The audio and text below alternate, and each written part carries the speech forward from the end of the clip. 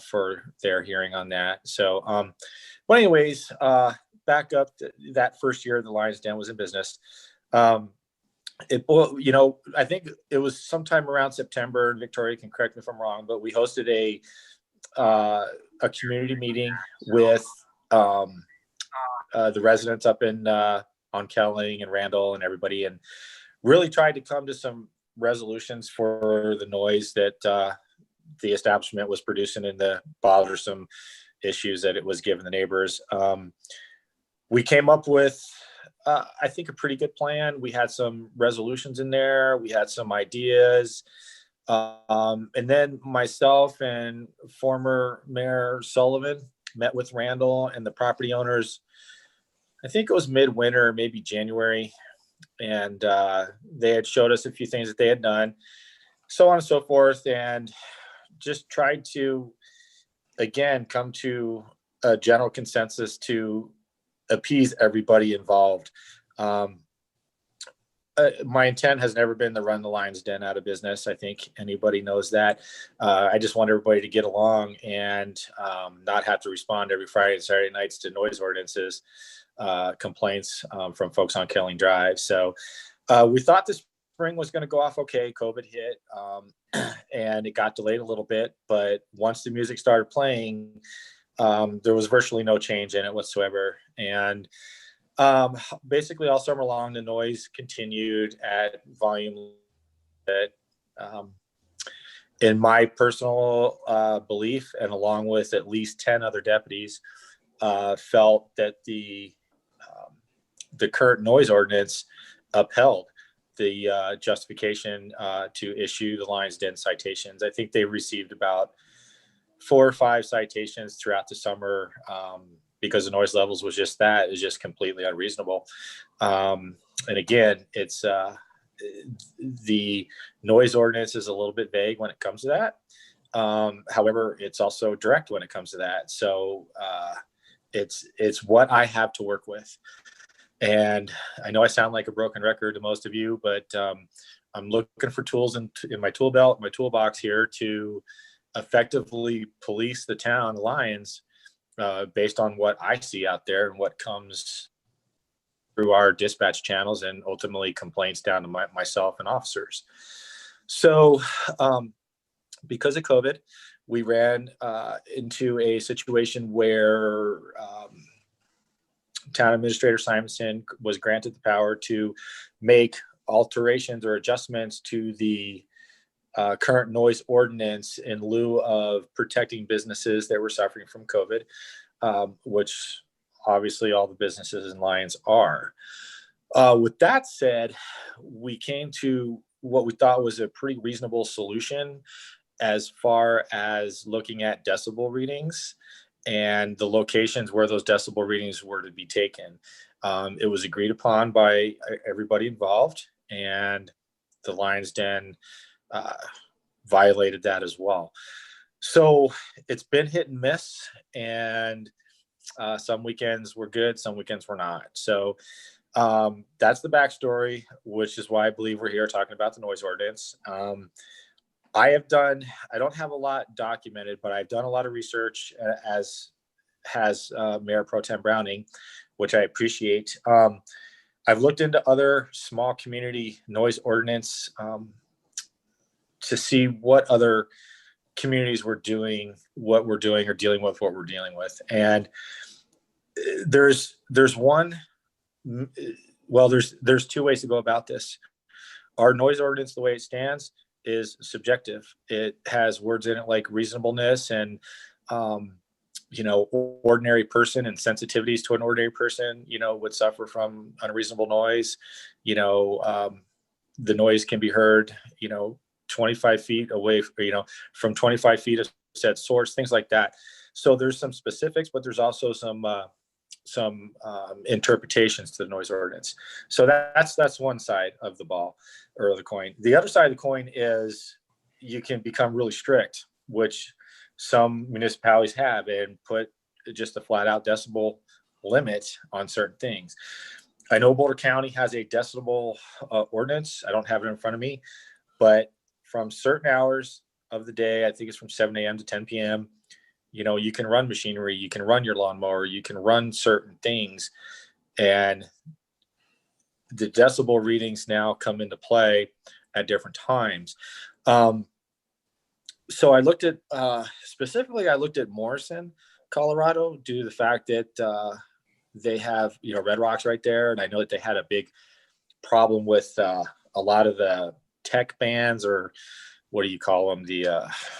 I don't know, the synthesizer type tech bands that have like a lot of bass. I know there's a certain name for them, but it's escaping me right now. But that vibration was really, upsetting a lot of people in that community. And so I looked at their noise ordinance. I looked at the town of Netherland. I looked at some other smaller communities, and I almost came up with a 50-50 split.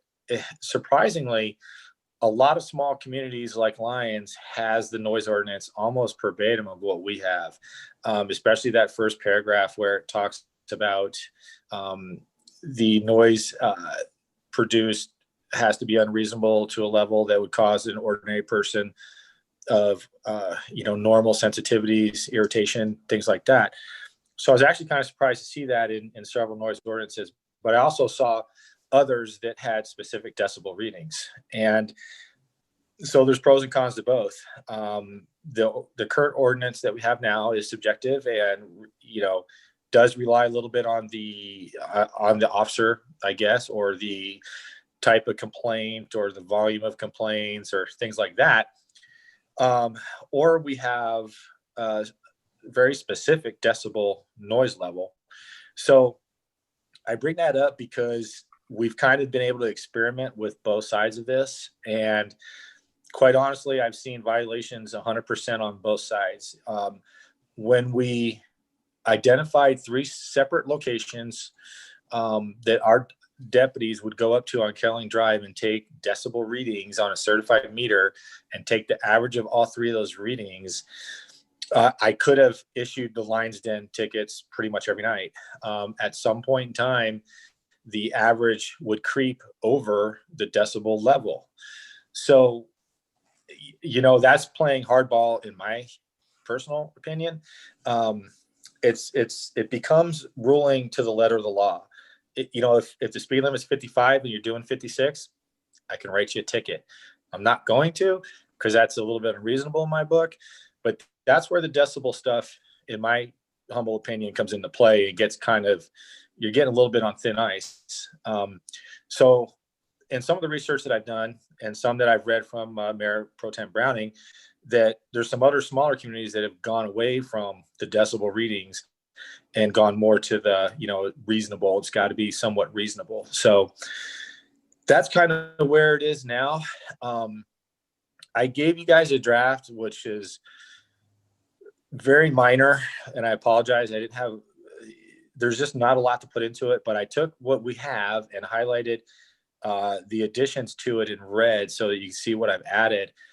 And that's basically just a starting point for this conversation so that we can start at some level and go from there. I felt that it was important to give you guys the background of where we're at now with this specific problem and what we've dealt with on both sides. So I don't know if there's a magic bullet here, but at this point in time, that's my background, and I'll open it up for discussion.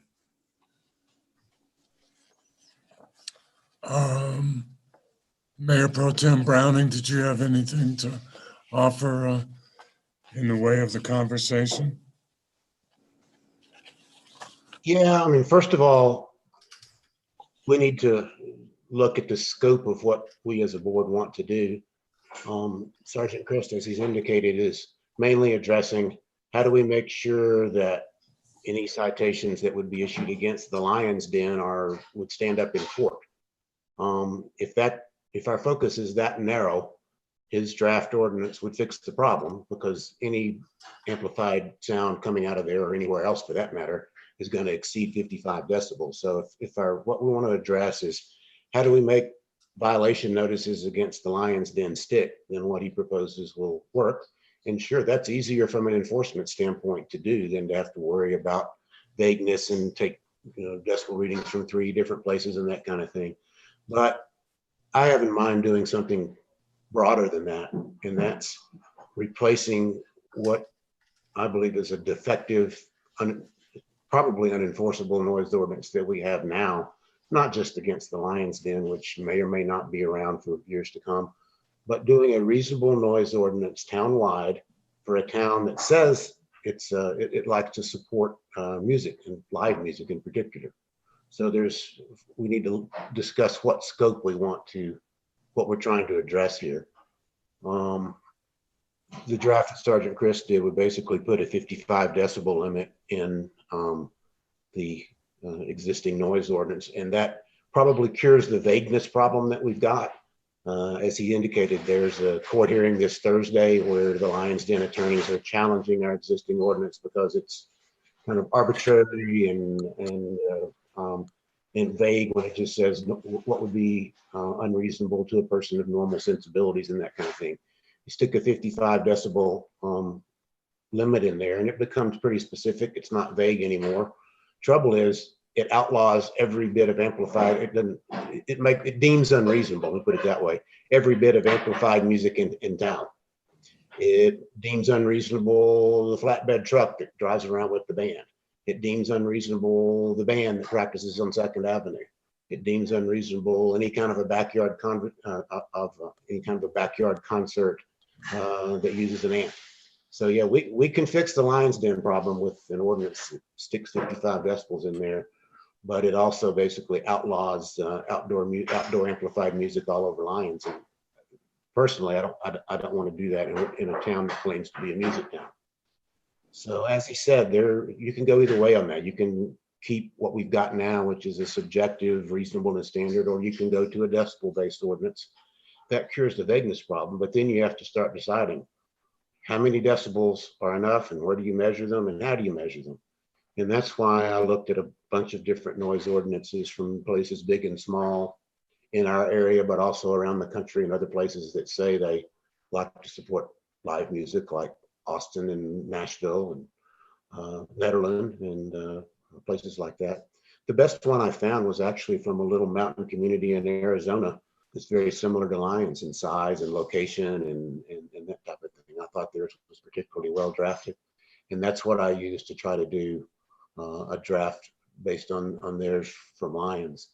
And the decibel limits I stuck in there were somewhat arbitrary, but not really. I was trying to, one of the things that you ought to look at is there's some OSHA standards of 85 decibel limits, I think, for workplace noise. I also ran this by a couple of our local sound experts, audio equipment technicians, and had them look at it and got some comments from them. And so it's really kind of a difference in approach of where you want to go. Do you want to try to just solve the Lions Den problem? Or do you want to try to draft a town-wide noise ordinance that fits in a town that's reasonable for a town that says it wants to promote outdoor music when we finally get back to that period someday, so that ability someday. So those are the starting points, and it's my preference to do the latter, to replace what's really a ridiculous, I think is a ridiculous noise ordinance. Any amplified sound is going to be audible 25 feet from the source of the sound. So we're really just saying we're outlawing amplified music in Lions, not outlawing it. Yes, it's complaint driven. And maybe right now people are only complaining about the Lions Den, but anybody could complain about any outdoor music in Lions. And under this ordinance, if the sheriff's office is going to do their duty and enforce what's written, they got to issue a ticket. So I think that needs to be fixed. And as a reminder, if there's two ways we can go. If we adopt an ordinance, if we keep the current ordinance, or we adopt an ordinance that sticks a real low decibel limit in there, like 55 decibels, what's going to happen is you're going to have a citizens initiative noise ordinance. It's going to get enough signatures. And when that comes to the board, you don't get to say, oh, this ordinance proposes 95 decibels, but we think we ought to cut it down to 80. You don't get to revise it. And if it proposes late night music can go till midnight, and you think it ought to be 10 p.m. or 11 p.m., you can't change that. It's a yes or no vote on a citizen's ordinance. And So if the board really wants to try to craft what it considers reasonable decibel limits and reasonable days and times, it needs to get into those specifics, because if it doesn't, you're going to get a citizens ordinance that may not be what you like and you can't change it. So keep that in mind. It's not just us that gets to decide 55 decibels fixes the problem and we're done. You will deal with the citizens ordinance that will follow. And just I can guarantee it, because a number of these, I've been contacted by a number of people. There were already 180 signatures or something on a petition at the Lions Den, and if even half of those are Lions residents, it will be a valid ordinance. They can get enough signatures, and that will happen. So keep that in mind. I think we need to draft an ordinance that will make sense townwide. Trustee Miller. I personally think that the best way to go about this is to look at an overlay district like we did for the downtown. I mean, essentially that is part of downtown. And we already have this special overlay district for music from what is it to High Street, or Third Avenue and High Street, that gives it certain hours that they can play music outside. I think that it's going to be easier to do that and to keep the current noise ordinance, because I think that the current noise ordinance, even though it's as subjective as it is actually fairly good for the residential areas. Because there's not a whole lot of complaints that are at least that I've heard, that come from residential areas from other residences. And so I think that if we kept the current noise ordinance and didn't have to rewrite that piece of it, and looked at the overlay district as extending it from Third Avenue clear down to Mariposa, and where all the commercial restaurants are, that seems like a more logical method to the madness. Can I make a comment here real quick? You may, sir. Okay, so I totally agree with Trustee Miller, and I wanted to point out that we do have another complaint in town that's ongoing, that falls within this category. It's a resident and another resident that is a music complaint, and we have yet to issue a ticket out there because we have the ordinance in hand that allows my officers to say, is this unreasonable or not?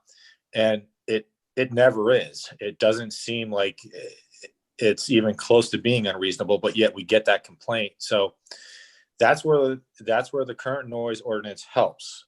And I only point out the Lions Den because it's the other side of the coin.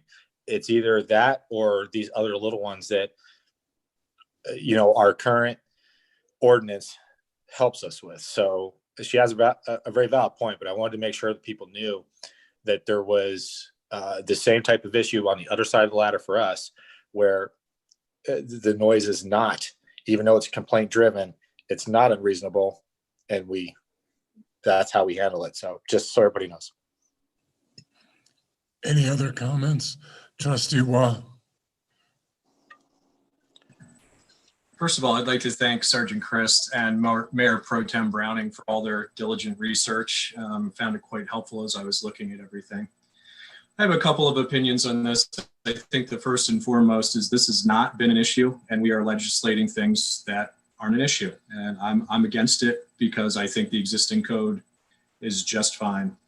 Number one, the next item is Mayor Pro Tem Browning says that we're a town that supports music. And I say that I agree with that, and I think we should. I have not heard from a single business owner, and if others have, I encourage them to let me know. But I've not heard from a single business owner that, other than the Lion's Den, that their business operations or their ability to provide live music or any kind of music has been impacted by the existing noise ordinance. I think we would have changed it a long time ago if that had been an issue.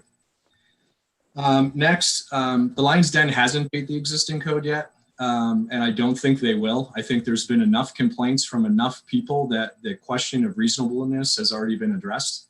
We'll see what happens, and I'm happy to wait and to see what happens with that specific event. Next, this is just another town-based issue that will inverse, or it will more dramatically impact Old Town than any other part of town. So again, Old Town gets to pay the price of ordinances that are town-wide. You can't hear the Lion's Den from Stone Canyon or Eagle's Nest or anywhere like that. But I can tell you, I heard it so loudly one Sunday night at 8 o'clock at night inside of my house with television on and all of the windows closed. I could understand lyrics. So reasonableness is important. And I think that in general, we are trying to solve a problem that is not a problem. We have not had complaints. We have not had a demand from businesses other than one that the noise ordinance is unreasonable. And I think it's great that we're talking about it, but I don't see any reason at all that we need to make any changes to the existing noise ordinance. Mayor Pro Tem Browning has brought up the bandwagon. No calls that I know of. Maybe Sergeant Chris can tell me. I know my neighbor Amber doesn't really like those very much. Sorry, Amber, to call you out that, but she hasn't called. There's been no complaint. She understands that it's temporary. We haven't had any calls that I know of about any of the festivals. People know that those happen. So I just think that this is just another thing that, let's wait until we have to. And in response to the citizens ordinance, if that to me is the most democratic way for us to determine what the noise ordinance in this town should be. Everybody should vote on it. I'll tell you, the citizens ordinance, if they come in with 95 decibels, it'll be voted down.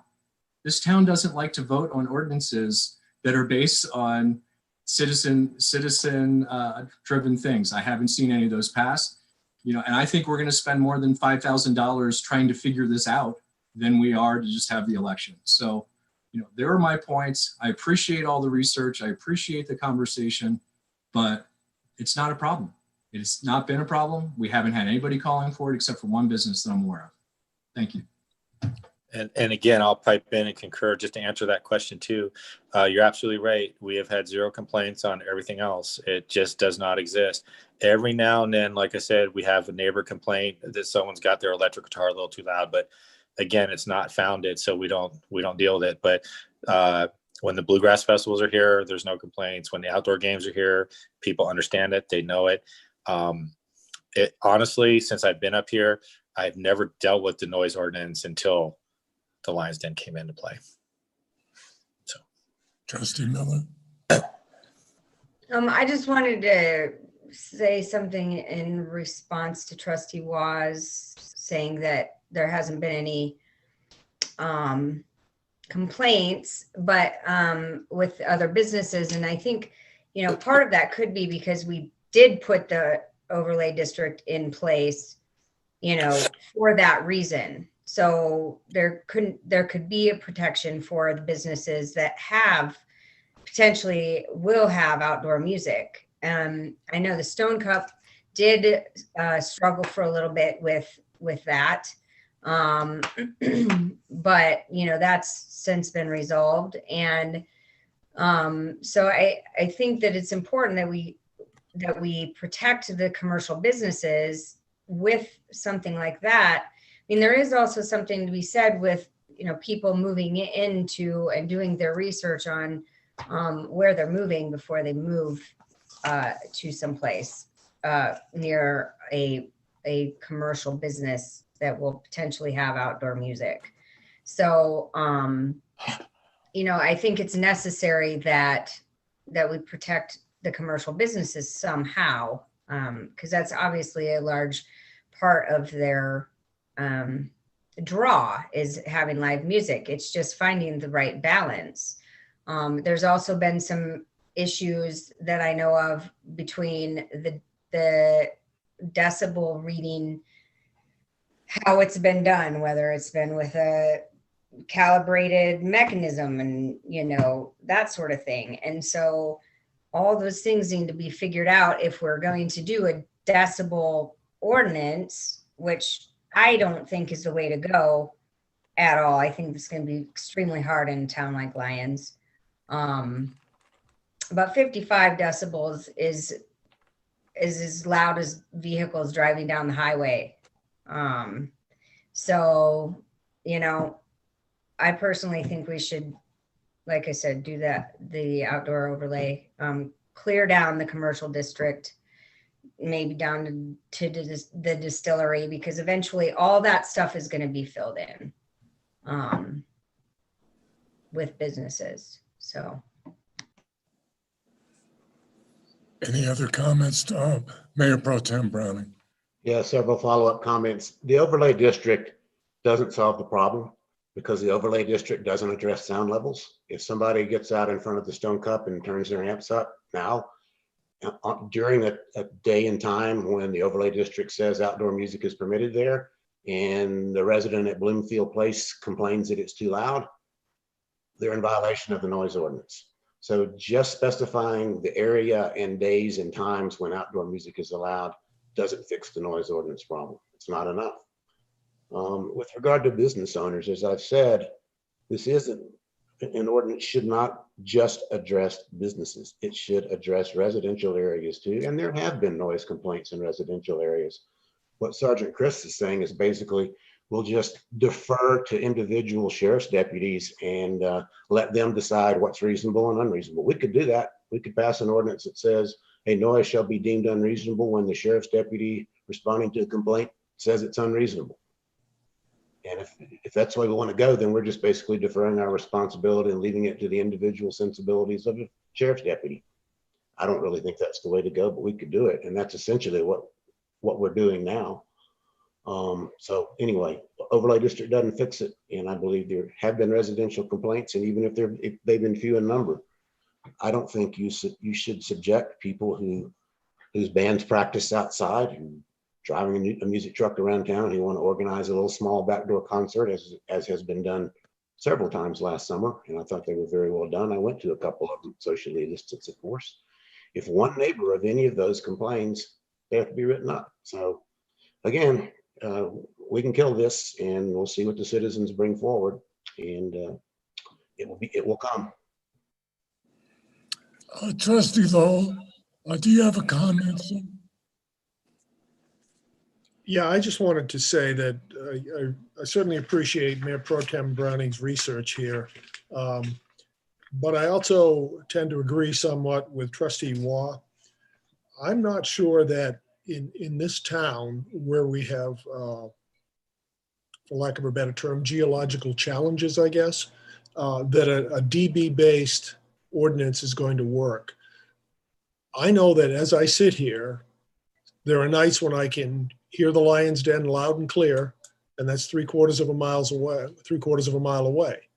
I hear other people say that they can't hear it, and they're far closer than I am.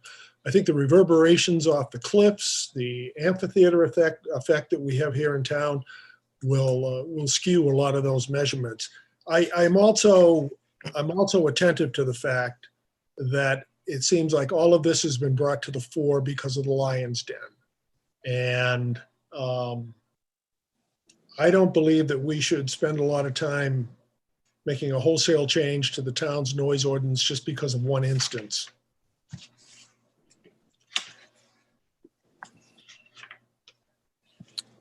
Trustee Rogan, I know you're not feeling well, but do you have any input? Yeah, I agree with Trustee Miller about the overlay district. In terms of planning for the future, I think it's a really good idea. And I'm struggling to remember whether, I think it was called Axon or one of the restaurants where the Lion's Den used to be, whether I think they had live music. And I don't recall any issue about it. So I'm hesitant to rewrite an entire ordinance for one business. It's not making sense to me, you know. So I guess that's where I'm landing on this. Thank you. Trustee Caravas. You don't have a comment? Are you sure, sir? No, my colleagues, thanks for all the work. All my colleagues have stated all the points that I've been battling with myself on where we are with this issue. But it also comes down to something I stated on the original board, which at some point it becomes an individual's personal responsibility. Due diligence of when we buy homes, due diligence when you create a business or a business plan, knowing what's around you, what can happen. And that's what's pretty much has occurred here with the residents on Kelly Drive and with the new owner of the facility there in the leasee of running the business.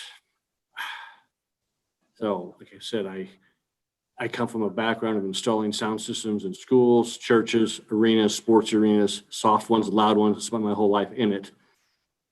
So it's kind of hard for me to go lean hard one way or the other. But originally I'd like to see, some personal responsibility take place. It looks like we've tried that, as the sheriff has indicated. It didn't seem to fall in place or work. That's one of the reasons we have our courts, and we have a judge and a prosecutor on the payroll here to take care of these issues. And the question I guess I have to our attorney and to Victoria is, of recent challenges besides speeding tickets in our town, what is our batting record with our LMC in front of our judges? Do we have any idea? I can tell you that in my years of being here, we've only probably had, there's not been any trials or situations where we've had to bring up noise previously in the last 10 or 11 years. What about any other issues in our entire code that we've been challenged on? No, not code being challenged. It's usually the person challenging, the violation. But I can't think of any like that were like a dog off leash or violations where they've brought up that the code is too vague. Okay. And to me, that tells me that maybe our code is kind of pretty good where it's supposed to be on some of these issues. But like I said, I'm kind of all over on this issue. I understand personal residences issues. I also hate to get involved with the business, affecting their ability to do what they need to do. But I don't know where I'm at on whether we need a whole new code, minor adjustments, leave it as is. I'm going to listen to the discussion further and see where we go. I think it's a very difficult issue. I think that, as Sergeant Chris mentioned, there have been many complaints. There have been complaints by one resident that has lived on Kelling Drive since it was built. She is a Kelling, as a matter of fact. And she has never experienced a situation in all the time that she's lived in her house. So these kind of situations are very difficult to address. I think that the fact that the business in question has several times ignored an agreement that was put in place with Administrator Simonson should also be taken into account. That doesn't have necessarily a lot to do with a new noise ordinance, but it does have a lot to do with this particular business. the option was brought up to have music inside only. I mean, there needs to be some sort of way to solve this. And I don't know if a DB ordinance is the way to do it, because that is a difficult thing to enforce. Like Trustee Lowell says, it's the wind can change DB levels. Geology can change DB levels. So this is a difficult problem. We're talking about one business. We should be able to come up with a conclusion to the problem. It's going to court Thursday. I would defer to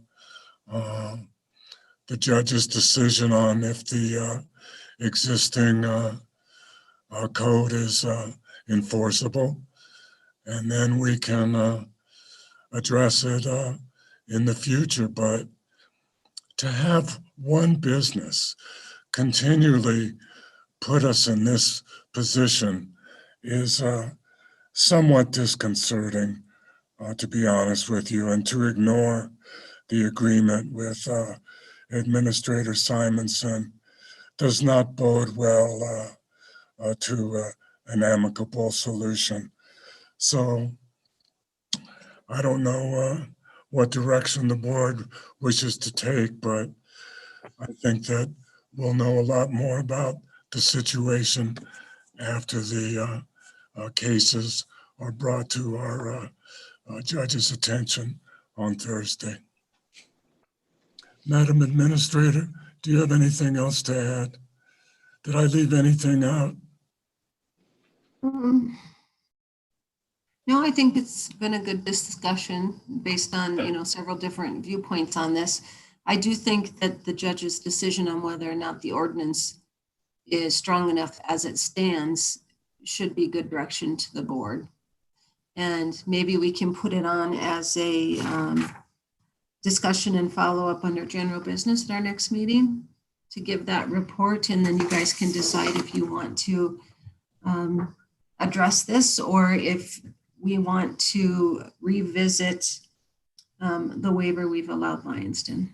Thank you. Trustee Browning, Mayor Pro Tem Browning, I know you wanted to comment, sir. Yeah, let's be clear about the legal situation. If the Lyons municipal judge rules that our current noise ordinance is unenforceable on vagueness grounds, then Lyons Den or any other business in town can play music anytime they want to, subject to curfew laws, and as loud as they want to. We can't enforce a noise ordinance, and they can blow the neighbors out of the water.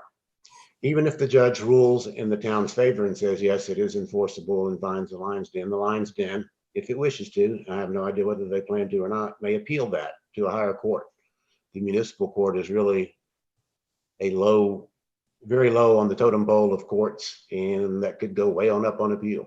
So the town may be looking at additional legal fees to defend the current ordinance in higher courts, and that's totally up to the Lyons whether they want to appeal or not. So there are potential legal issues with leaving the current ordinance in place. And should a judge at any level rule that our existing ordinance is unenforceable due to vagueness, get ready for the noise, because there's nothing we can do about it. And at that point, that would essentially, I think, force us to try to do something that's more enforceable. And let me respond to one point that's been raised several times, just because the logic of it bothers me. And it's the point about sound travels up canyons. We have this sandstone-based topography in Lyons. The current ordinance measures the sound 25 feet from the source of the sound. It has absolutely nothing to do with how sounds travel up canyons. If you think the focus should be on how sound is received up a canyon or on top of a hill or whatever, your measurement point should not be 25 feet from the source of the sound. It should be on the receiving property. So the existing, that point that sounds at different levels and things at different places in lines, I understand the logic of it, but it also says that your current ordinance is no good, yet you want to leave it in place.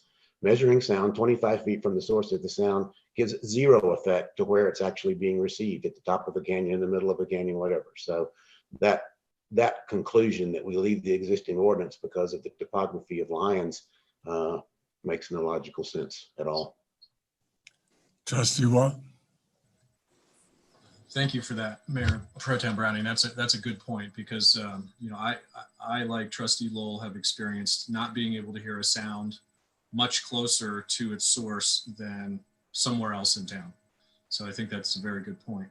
One of the things that I do think that we should consider either way ahead of this, you know, I don't say it flippantly that it's the most democratic way, a citizen ordinance, but I would like to get a better understanding of how exactly that works. If, you know, and I'm happy to work with the, you know, with town council or whoever is the most appropriate for that. But my feeling is if a citizen ordinance said they can play at 150 decibels, there would be some recourse. I mean, it can't just be, you know, we're going to write an ordinance as a bunch of citizens, and if it gets the most votes, it's forever and ever, amen. I'd like to understand how that process works. And I can tell by the expression on Mayor Pro Tem Browning's face that I'm being naive, but I just don't see how that could be if they passed something that was, you know, unhealthy or didn't meet health code or had other issues. So I'm going to be investigating that, but I think the wait and see after Thursday makes sense. I think we have a lot of the pre-work done. So if they were to win that case, we could have a noise ordinance by the middle of January. So I'm not too concerned about that. I think we need to wait, but you know, I'd also like to get a better understanding of a citizen ordinance that might not be reasonable and how that works. Any other comments? Netherlands ordinance goes up to 110, I believe. So, and you're right, Trustee Wall. Whoever proposes a citizen's ordinance, they would be foolish to try to put 110 decibels or 90. They should try to hit a reasonable level. You're right. But it's hard to undo a citizen's ordinance. I'll let either Brandon or Paul comment on that. But assuming it doesn't do something ridiculous, like you say, 150 decibels, if they want to do 105, 100, I don't know how you'd overturn a citizen's ordinance. They have the right to do that. So. Any further comments? I think your suggestion, Administrator Simonson, was a good suggestion. Let's take some of the comments that were made tonight and you can bring it forward at the next meeting for further consideration under general business. Is that okay with the Board of Trustees? All right. Thank you. Very good workshop. Thank you. Everybody take a break. See you in 10 minutes.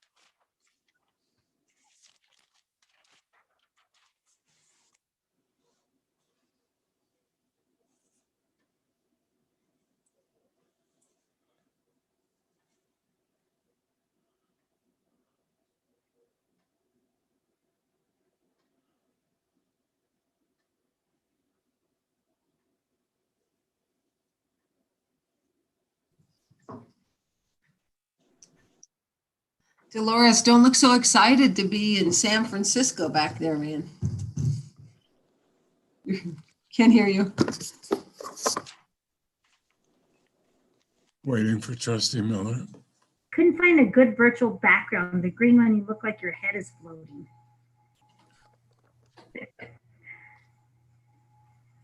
Maybe they'll come out with some winter scenes or Right? fireplaces and things. Yeah.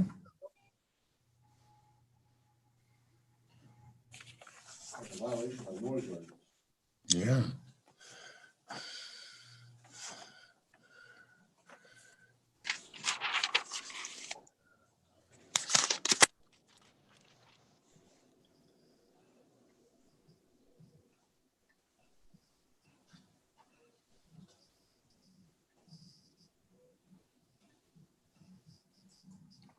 Dolores, can you email Trustee Miller? Sure thing. Let her know we're ready to start.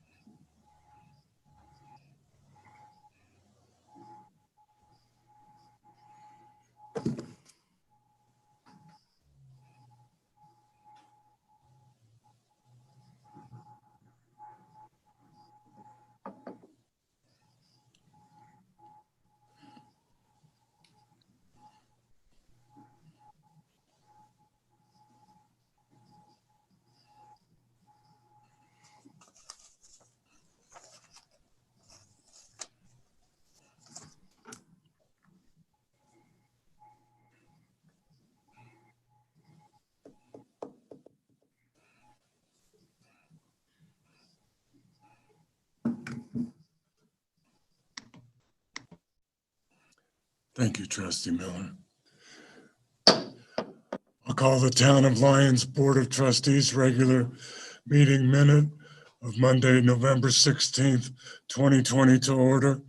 Could we please have the roll call, Madam Clerk? Yes, Mayor Angelo, Present. Mayor Pro Tem Browning, Present. Trustee Waugh, Present. Trustee Rogan, Present. Trustee Lowell, Present. Trustee Caravas, Present. and Trustee Miller. Present. Please all rise and recite the pledge of allegiance.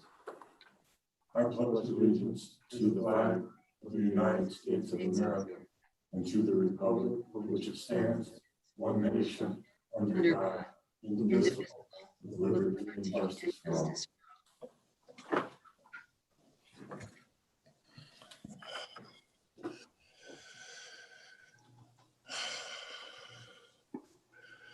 This is the opportunity we take for a reflective moment of silence.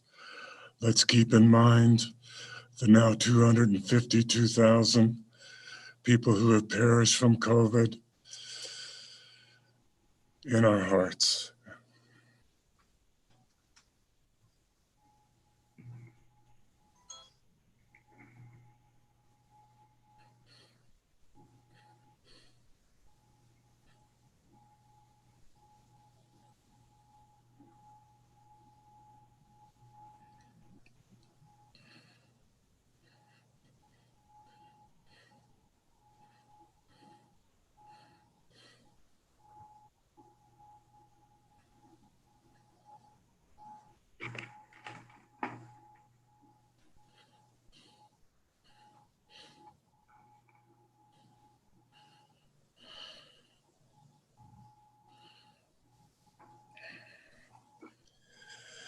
Thank you.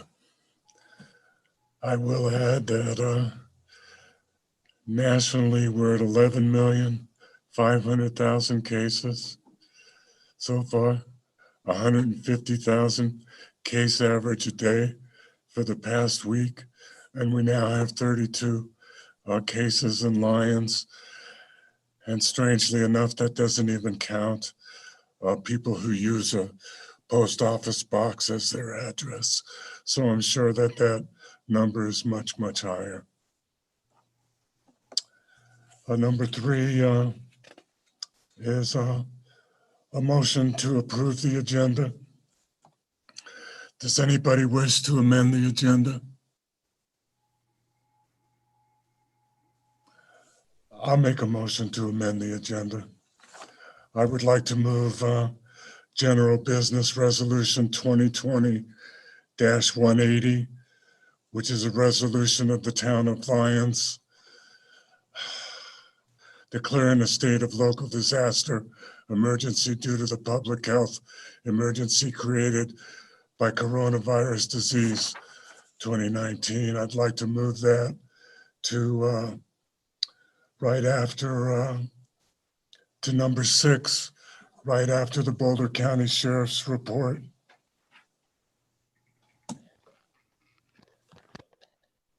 Is there a second? I'll second. We have a motion and a second as stated. Are there any other requests to amend the agenda? Seeing none, I'll call for the vote. Mayor Angelo, Aye. Mayor Pro Tem Browning, No, Trustee Waugh, Aye. Trustee Rogan, Aye. Trustee Lowell, Aye. Trustee Caravas, No. and Trustee Miller. Yeah, The motion passes 5-2. Thank you. I just think it's important to have the discussion early in the evening instead of at the end of the agenda. Do we have a motion to approve the agenda as amended? So So moved. moved. We have a motion and a second to approve the agenda as amended. Any further comments? Seeing none, I'll call for the vote. Mayor Angelo, Aye. Mayor Pro Tem Browning, aye. Trustee Waugh, Aye. Trustee Rogan, Aye. Trustee Lowell, Aye. Trustee Caravas, Aye.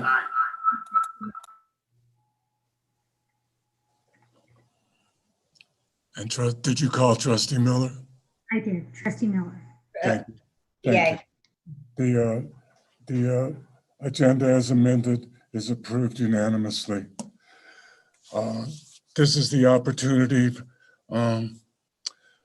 for audience business. Anybody that wishes to speak on any item other than future public hearings that are listed on the agenda may do so at this time on any subject other than those. Is there anybody in the public that wishes to address the Board of Trustees at this time? Madam Clerk, do we see anybody? No, sir, there are no hands waved. Thank you. Moving on, Boulder County Sheriff's Report, Sergeant Bill Christ. All right. Good evening, everybody. I don't, but I do want to make a mention that overall our property crime rate has really taken an uptick. So I'll use this time as a quick public service announcement to please keep garages and doors and sheds and stuff locked up and try to eliminate that crime of opportunity for folks to take advantage of stuff. In town, we haven't seen that much of a increase, but it's trending. So it's only a matter of time before they find their way into our town. traffic's good, parks are good. Everything is fairly status quo at the sheriff's office. We did see another deputy resign and take a job up in Montana. So he's moving on. We're still at basically a tier 3 for our staffing and COVID protocols. We have seen some upticks and partial contacts of deputies running into contact by second parties with COVID. So that's creeping in quite a bit, spouses and things like that, where we're getting notice that they've been contacted by somebody who was positive. And so that pulls our deputy off the street for usually a day or two until we can get out there and get them tested to make sure that we're all safe and that we're obviously not spreading it. So kind of status quo with the sheriff's office. I don't really have anything else to report but that. Sergeant Chris, I have a question. Yes, sir. You noted an uptick in property crime, and I'm wondering if you could characterize that. Is that somehow related to, for lack of a better term, they call them the porch pirates, where packages are being taken from people's porches, given there's been also an increase in the number of people getting stuff delivered to their house? Is that part of that? That is a little bit part of it, yes. What we've really seen is a major uptick in stolen vehicles, actually, and it always comes around this time of year. I would tell you, on average, 5-6 stolen cars in the county a day. We had 2 today. We had one of our deputies try to pull one over. They ran from us. It doesn't quite fit our protocol to chase due to the risk to the general public when we chase cars. So that is huge right there. Porch pirates, as you mentioned, is definitely one of those. People are ordering parts in, presents and whatnot, and gifts. So all of that does play into a factor. So if you can be at home or have a neighbor check your packages and stuff like that, and kind of the old fashioned neighborhood watch system, what I watch your back, you watch mine type thing out there. So, and report anything suspicious. I'll tell you, this is where I really beat a dead horse. We constantly hear about things going on in town through Lions happenings, and via a great social media outlet and information source. Usually that's a day later, 2 days later. If you see something, say something. We need to get out there and get in front of these type of things. And, patrols are all fine and they work well, but when something's going on, we need to be called. So we have the non-emergency dispatch line, the 303-441-4444.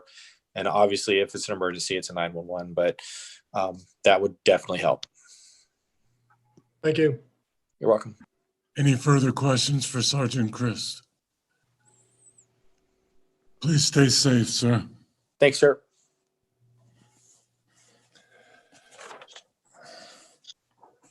Madam Clerk, could you please read Resolution 2020-190 into the record?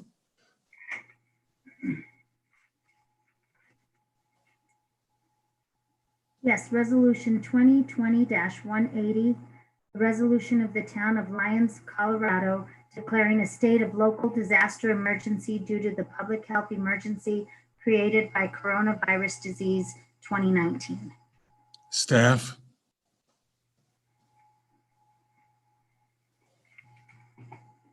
You're muted.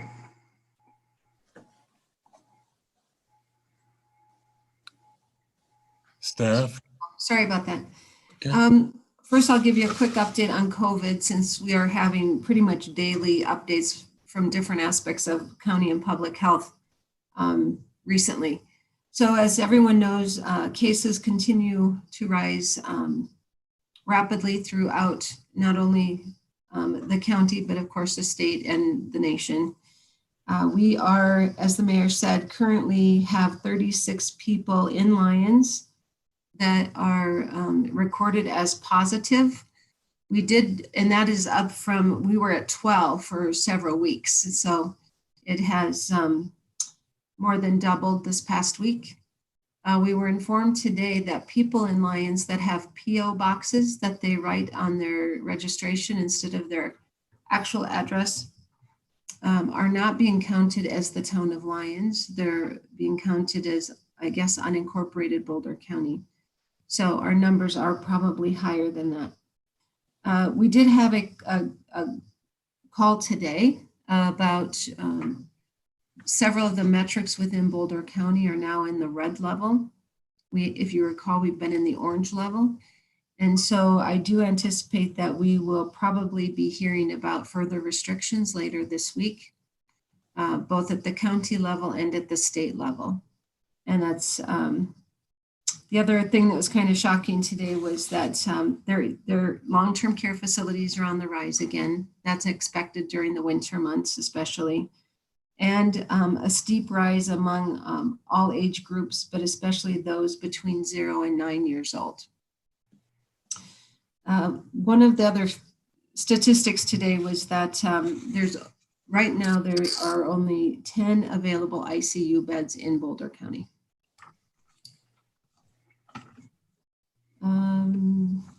So on our Lyons testing, as you guys know, we reported last time that on October 30th, the first day we had our local Lyons testing, we had 75 tests administered. The next week we had 125 tests, and this past Friday we did have 188 people tested here in Lyons. They did want me to let people know that there will not be testing Friday following Thanksgiving. So you'll either need to go to Longmont to the fairgrounds, or Stasio Fields in Boulder. They both have daily testing at that location. Okay. The other thing that's regarding COVID is we did get a request from Governor Polis that he is requesting that local governments support the state by having local government employees, except for critical personnel, to start working remotely. They are wanting to have as little household interactions as possible. And so even though several of us are working from our own offices, there is still interactions in hallways and doorknobs and things like that. So that is something that I'm taking a look at. Right now, our town hall is doing pretty good. We've had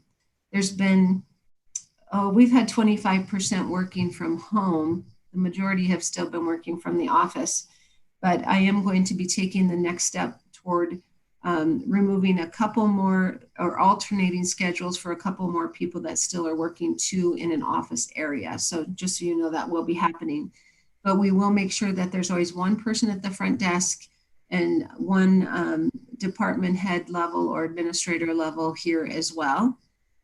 Other people might start working more remotely from home. So we are prepared for that to happen, especially if we go to this next red level this week. I think we need to follow suit with that. Our public works department is really the essential personnel during this type of an event. We need them out there continuing to take care of trash and streets and those signs and those sorts of things. Snow plowing. So they're really our critical employees that need to be in here, and we need to keep them healthy since we do have a small crew. We don't want an outbreak to happen there. So we are keeping them working separately as much as possible. So in regard to this ordinance or resolution, I'm sorry, this is the original resolution that was adopted way back in, I think it was March or April. Someone help me there. And it has been modified several times and extended several times as we continue through this pandemic.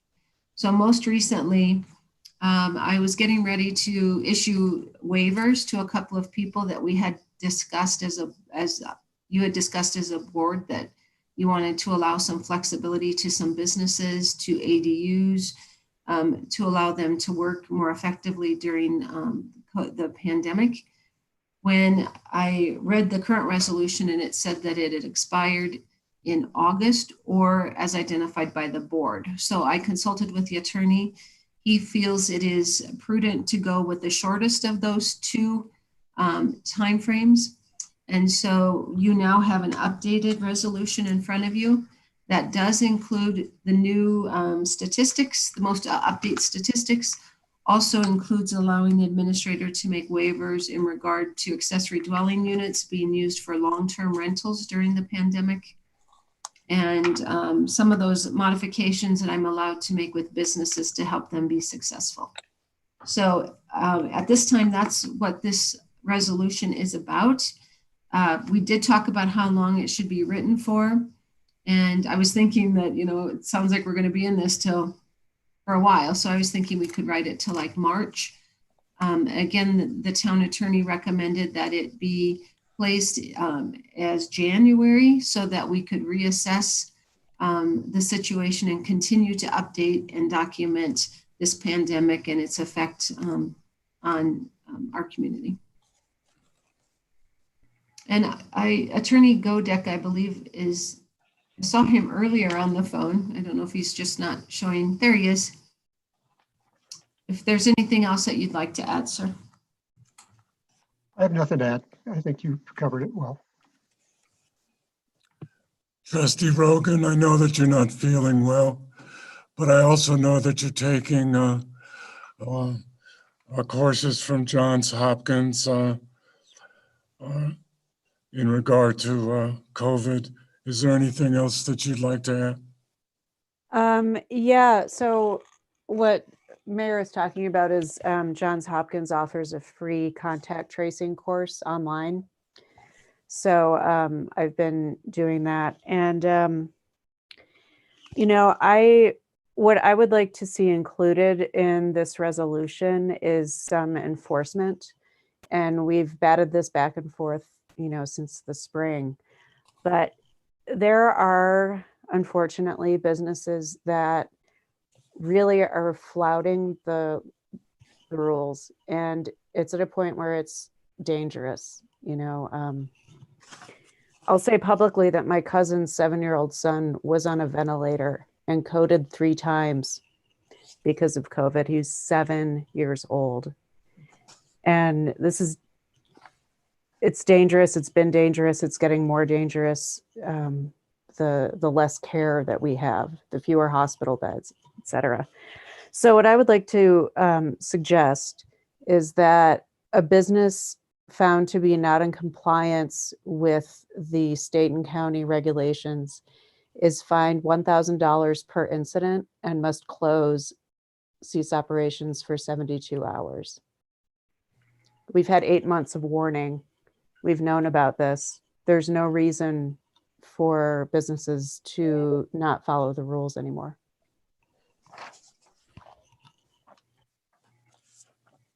Is that in the form of a,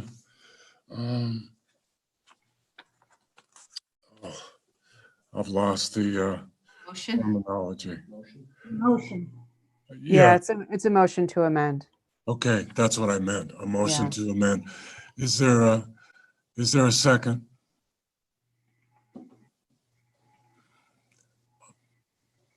I will second it to have a further discussion. Is there any further discussion? Administrator Simonson? I do want to note that there is currently enforcement in regard to violating Boulder County Public Health. And because they know that every community cannot enforce these rules, especially the smaller ones that might not have a full-time law enforcement presence, there is a phone number to call into for violations. And there are already fines, notices and fines for violating both the county and state. I will try to look those up while you're having this discussion, but I do want just to know that there is, if you want to do something for ours locally, that's fine too, but there is already some compliance in place at the county and state level and an enforcement group that is tasked with following up on complaints. Any further discussion? Trustee Lowe. I think Trustee Rogan has a good point. I'm just worried about the enforceability of it. Way back when all this started, we heard Sergeant Christ indicate that and I think that this is probably around the May timeframe or the June timeframe, that although Boulder County had certain certain rules, that none of them at the time had ever been enforced. Lacking any data on whether the sheriff's department is actually enforcing any of these, I'd have a tough time voting for this, although I like the idea. Further comments? Mayor Pro Tem Browning. Can we do this in a resolution as opposed to an ordinance? This is a resolution, sir. I know, but can we do criminal fines and shutdown penalties in a resolution? I don't know. Counselor? I think you probably cannot, but I think we are also limited by the county as far as what they're going to enforce anyway for this. I mean, I suppose if we wanted to up the penalties, we could do that by ordinance, but if the county doesn't enforce it, we're still limited on what we can do. Thank you. Further comments? No further comments? If not, I'll call for the vote.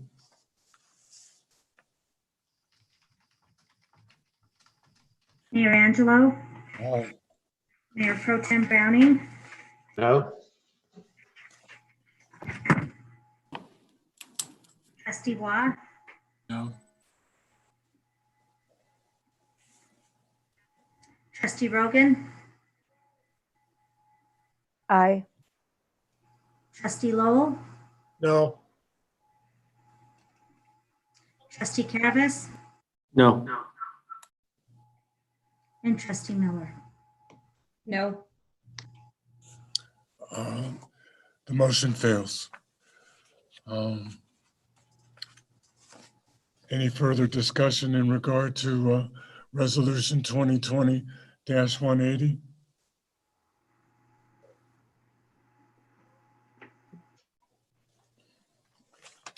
Hearing none. Mayor, Yes, I'm sorry, Mayor Pro Tem Browning. following up on a point that the town administrator made, I don't understand why we couldn't extend this to February 4th, March 4th, or whatever, because it says we can always rescind it. So if we don't need it anymore, we can kill it off anytime. So why do we have to keep bringing it back over and over and over and putting short dates on it when we know, we all hope these vaccines become effective and we can get them by March or April, but we'll just have to do this again in January. So it seems like to me inefficient to keep doing it every 30 to 45 days. I'd rather, unless there's some legal reason that we can't do that, I'd rather extend that date. I don't know how other people feel about it, but. Do you want to make a motion to that effect, Mayor Pro Yes, Tem? I'd move to, in section 13, to change January 4th, 2021 to March 4th, 2021. I'll second that. We have a motion and a second as stated by Mayor Pro Tem Browning. Any discussion? Seeing none, I'll call for the vote. Mayor Angelo, Aye. Mayor Pro Tem Browning, Aye. Trustee Waugh, Aye. Trustee Rogan, Aye. Trustee Lowell, aye. Trustee Travis, Aye. Trustee Miller. I didn't hear Trustee Miller. Yay. Okay, the motion carries unanimously. Thank you very much. Let's see. Trustee reports. Is that correct? Right, but that was just on the amendment. We still, Excuse me, I'm sorry. Thank you for pointing that out, Madam Clerk. Now we'll vote on approving 2020-180 as amended. Any further discussion? Seeing none, I'll call for the vote. Mayor Angelo, Aye. Mayor Pro Tem Browning, Aye. Trustee Waugh, Aye. Trustee Rogan, Aye. Trustee Lowell, Yay. Resolution 2020-180 passes unanimously. I don't think I was asked, was I? Yeah, I said trustee Caravas and then I think it, yeah, I didn't I get didn't you. hear you. Aye. And then trustee Miller answered first. Well, you switched up the order of us, Dolores, so I think we're all kind of confused.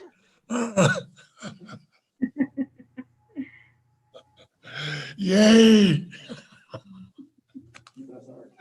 Moving on, our trustee reports. Trustee Rogan. The HPC met and we had a terrific discussion about the historic preservation ordinance that's in the works. Made a lot of progress, and so PCDC should be hearing soon from us about scheduling a joint meeting. Anybody, of course, is welcome to attend.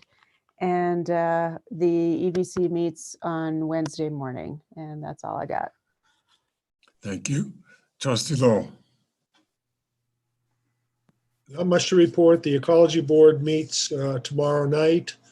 I hope I'm not overstepping my bounds here, but because I get regular communications from Gary Sanfason on the firing range, on the proposed firing range, I did toss him an email last week looking for some clarity on whether the CMEX quarry is still in the running for that. I have not received a response, but I'll report when I do. That's all I have. Thank you, sir. Trustee Watt. Sorry, looking for the mute button there.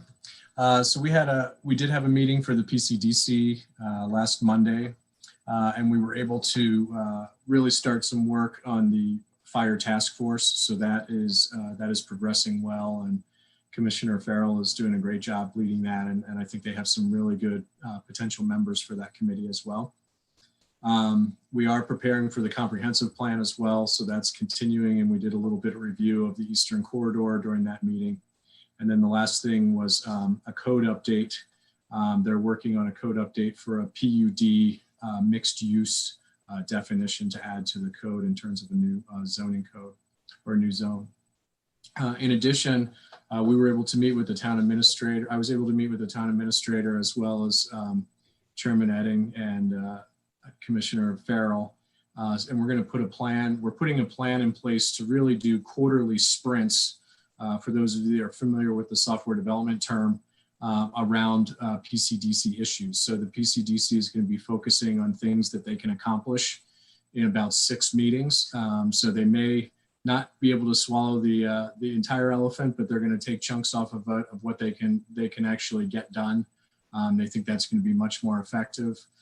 And then they will also, the PCDC and is looking to reinstitute or reconvene some of the meetings with the Board of Trustees that we've had in the past. So I think we'll hear a bit more of that as we get, as the PCDC kind of gets that together. I think we'll be seeing some meetings coming up right there. So that's all I had. Thanks so much. Thank you. Trustee Miller.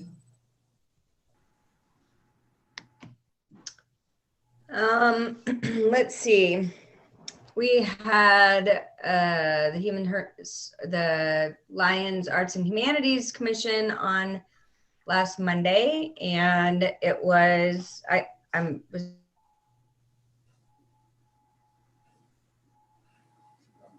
Lost you, Wendy. Trustee Miller.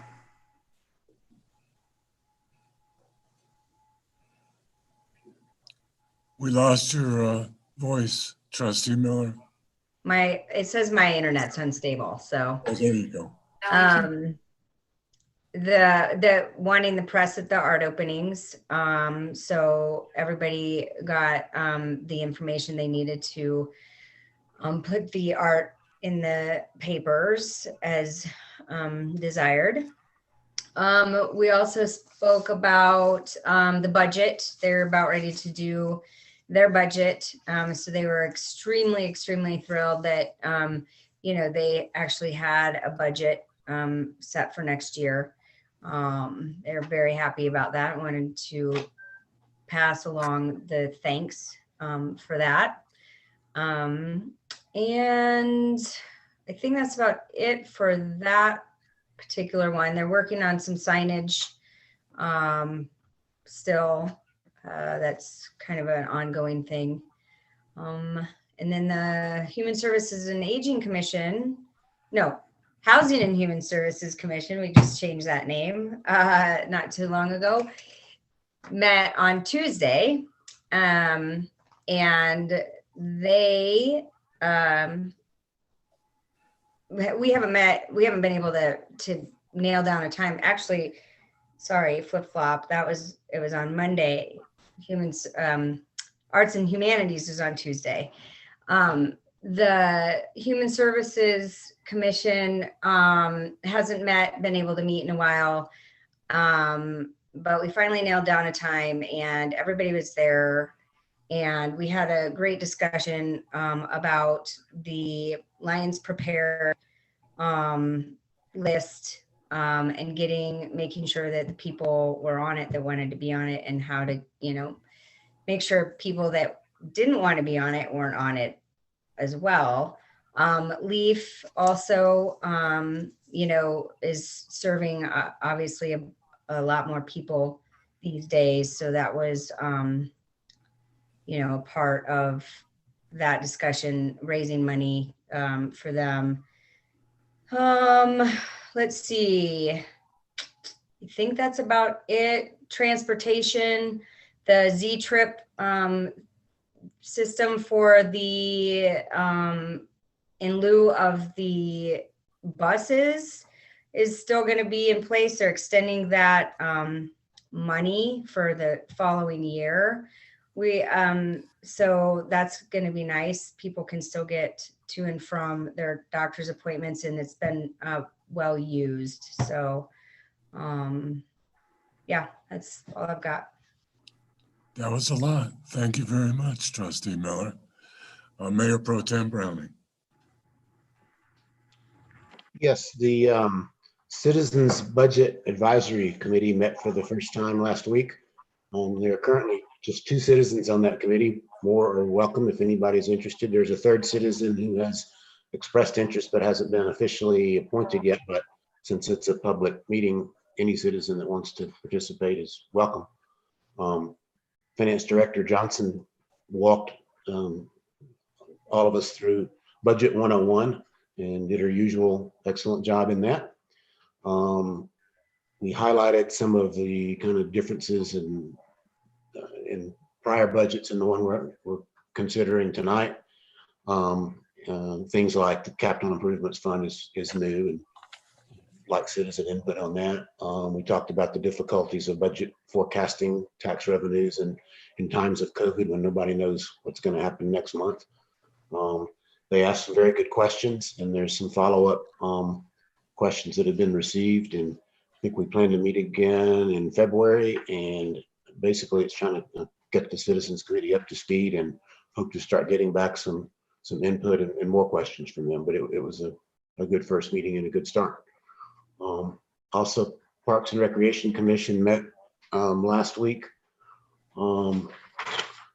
They discussed, they were going to have a discussion of the Martin parcel with a Boulder County representative, but the representative wasn't able to be there. But they did go ahead and discuss the Martin parcel, which has a lot of dead limbs and things on it, including potentially some limbs on power lines and that type of thing. So some cleanup efforts need to be directed toward the Martin parcel, regardless of what future use is made of it. In that same connection, the commission discussed their interest in seeing the town purchase another chipper so that it could do year-round limb pickup and processing.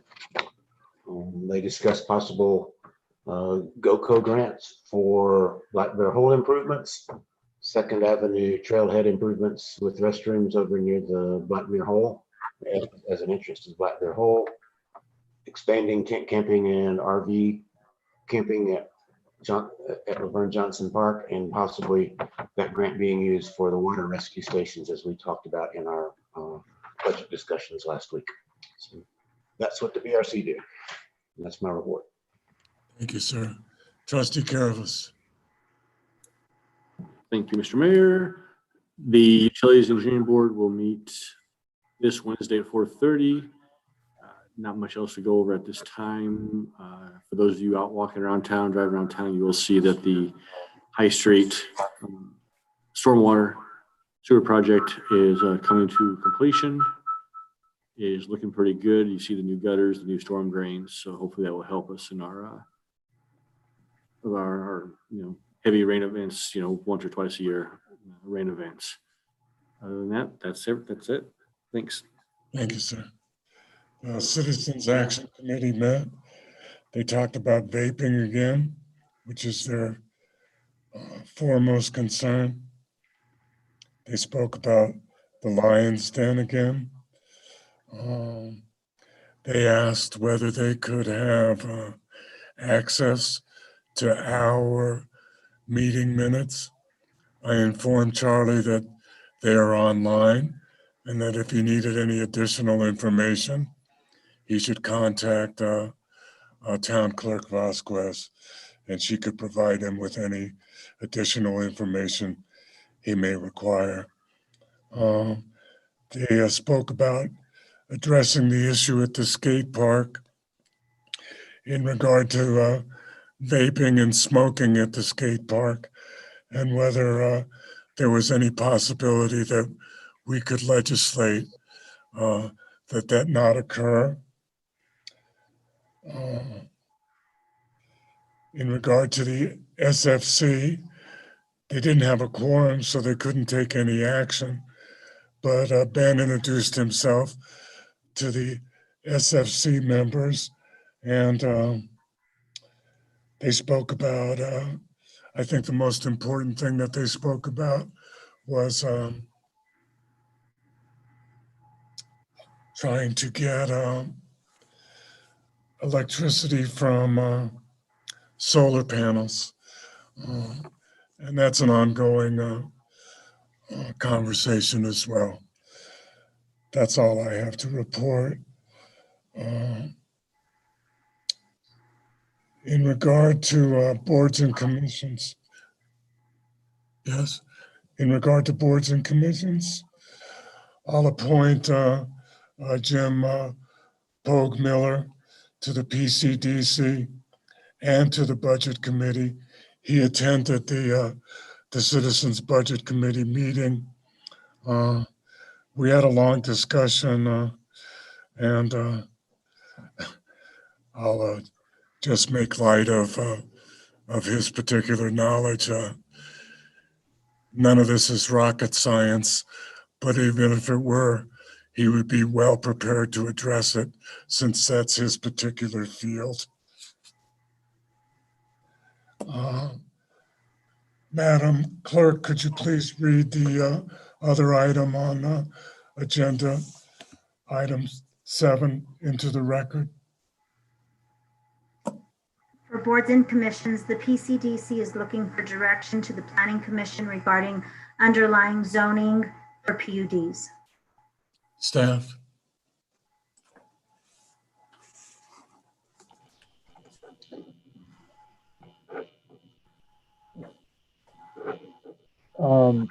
Can you see me? Oh, sorry. Yes, we can see you now. Thank you, Mayor Angelo and trustees. The PCDC has been working on preparing for the Eastern Corridor update, or for the Eastern Corridor development. And as part of that process, it has been examining the PUD code in the Lyons Municipal Code. In particular, that's section 16.3.360, the PUD mixed use. That code has, the PUD itself allows for an innovative exploration of various uses or densities or setbacks on top of an underlying zoning district. The mixed-use PUD indicates that there is only C as the underlying zoning district. in order to encourage more innovative ideas and support businesses in the commercial eastern corridor, the Planning Commission reviewed the code and is considering an update to the code to include CEC as well as that's the Commercial Eastern Corridor District, as well as the Commercial Downtown District in that PUD mixed use plan unit development. And that would encourage the use of our underlying mixed use zoning codes, where the C district itself is not an underlying, is not a mixed use district. So this would expand the availability of the codes that were adopted recently, the CD and the CEZ zone districts, as underlying uses in that PUD mixed use district or overlay. And the reason that this is important is the town has already looked at CD and the CEC, that is commercial downtown, and the commercial eastern corridor zone district, and identified it as the base zone in those areas. And so if somebody wanted to come in and propose a mixed use PUD, they could only use commercial as the underlying district. And they would have to negotiate from there the uses that were in that mixed use PUD. So what the Planning Commission is asking is to encourage businesses and development in the downtown and the commercial eastern corridor. It would like to explore more the inclusion of those two zone districts in that mixed use PUD. They feel this would encourage, again, development in the eastern corridor and the downtown. And there are other things that would have to be cleaned up in the PUD code. For instance, the PUD code indicates that there is no underlying mixed use district in several areas. So we would be removing that reference in the code, but the main section again is 16.3.360, and it would add in B1 CD and CEC as an underlying zone district. The reason that they're requesting this is, before we go down that route, we would like to get some feedback from the board as to whether this is an appropriate direction. And we think that this would be a simple text amendment that we could bring back in a meeting or two after we vet all potential conflicts in the code, and draft the ordinance and a resolution to recommend it to the Board of Trustees. With that, I know Commissioner Drystat is here, and we're happy to take any questions, and I will turn it over to Commissioner Drystat if he has anything to add to my presentation. Do you have anything to add, sir? Nope, I think Paul covered it well.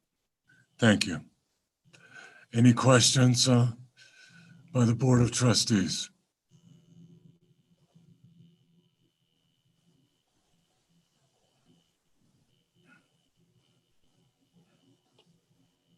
Mayor Pro Tem Browning.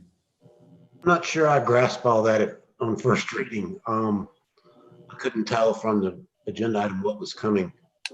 Is the problem that you can't do PUDs in commercial downtown and commercial eastern corridor zones? No, and I apologize. I did prepare a cover letter. It didn't make it into the packet, and I'm not sure what happened. But I can show you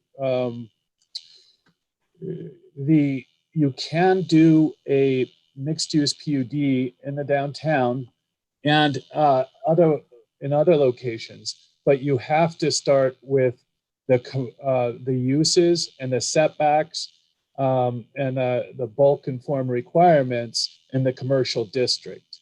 And the commercial district is designed for auto-oriented commercial. So you have to justify the 0 lot line setback as opposed to starting with the zone that is already applied in the downtown or was generated for the commercial eastern corridor. So it becomes a little bit more of a process to get to what is already on the ground. And it creates a little bit more of a justification process to get to what the town has already adopted in those areas, or has generated a code in the case of commercial eastern corridor for that eastern corridor area. Does that answer your question sufficiently? Yeah, I think so. I mean, I'd want to study this more, but I mean, we have the PCDC partly to dive deep into things like this that the board doesn't have as much time or focus to do. So, I mean, if the PCDC thinks this is a good thing for future development and wants to draft an ordinance and, you know, do an explanation, we can see the actual text. I don't see any reason not to. So, I mean, I defer to the PCDC in terms of bringing us something that they think is a good thing to do. And if I may, I can show you how the revision would work. It's just a simple revision, but I didn't want to bog down the discussion with that simple revision.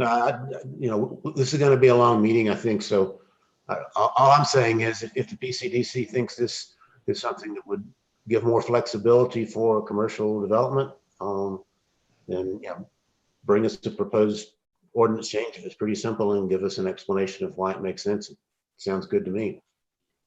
Trustee Wah. Thank you. So just to try to keep this as simple as possible, and I think Paul did a great job of explaining it, but the more PUD zones that we have, the easier and more streamlined a PUD is for a developer, because as Paul indicated, we only can start a PUD right now with a PUDC. So we have to make all those changes. And I think with a PUD, if we're going to be going PUD ways, we really need to have as much solid foundation as the starting point. And then we can make the necessary changes that are specific for the PUD applicant. I think it makes it much easier for a developer to come in and say, oh, I understand mixed use. I only have to focus on the things that change. If we start with a C and it's really a different kind of a business or a different kind of a setup, then we're basically writing individual code for each PUD application. And really what we want to do is have as much fit into a zoning district, and only in a PUD focus on the things that are unique or need to be unique for a specific development. So I think that's really what we want to do. I would encourage the Planning Commission to have a PUD every zone that we have, so that any developer, that seem reasonable, of course, but that would make it much easier for a developer to come in and know where they're starting, rather than I have to change everything and look at every line in the zoning of PUDC. So that's just my opinion. I agree with Mayor Pro Tem's approach. Go forth and come back with a recommendation, and we'll take a look at it. But I think it's a great proactive thing that we need to do for not only the Eastern Corridor, but for other developments in town. And I agree as well. Any further comments? You feeling, Trustee Lowe? I have no opinion on this at the moment. Trustee Caravas? No, I'm fine with what the previous two trustees have said. Just you do bring us something and explain it to us. Trustee Logan? I agree. Yeah, bring it to us and let's take a look. Okay, I think we have, you have your direction, Planner Glasgow. Thank you, Mayor Angelo, trustees. You may.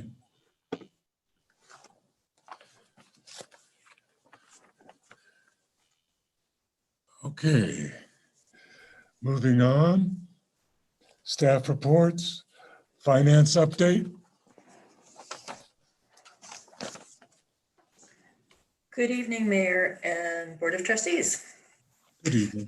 I am here to discuss the October financial information, which was presented in your packet. There's just a couple of items that I would like to highlight.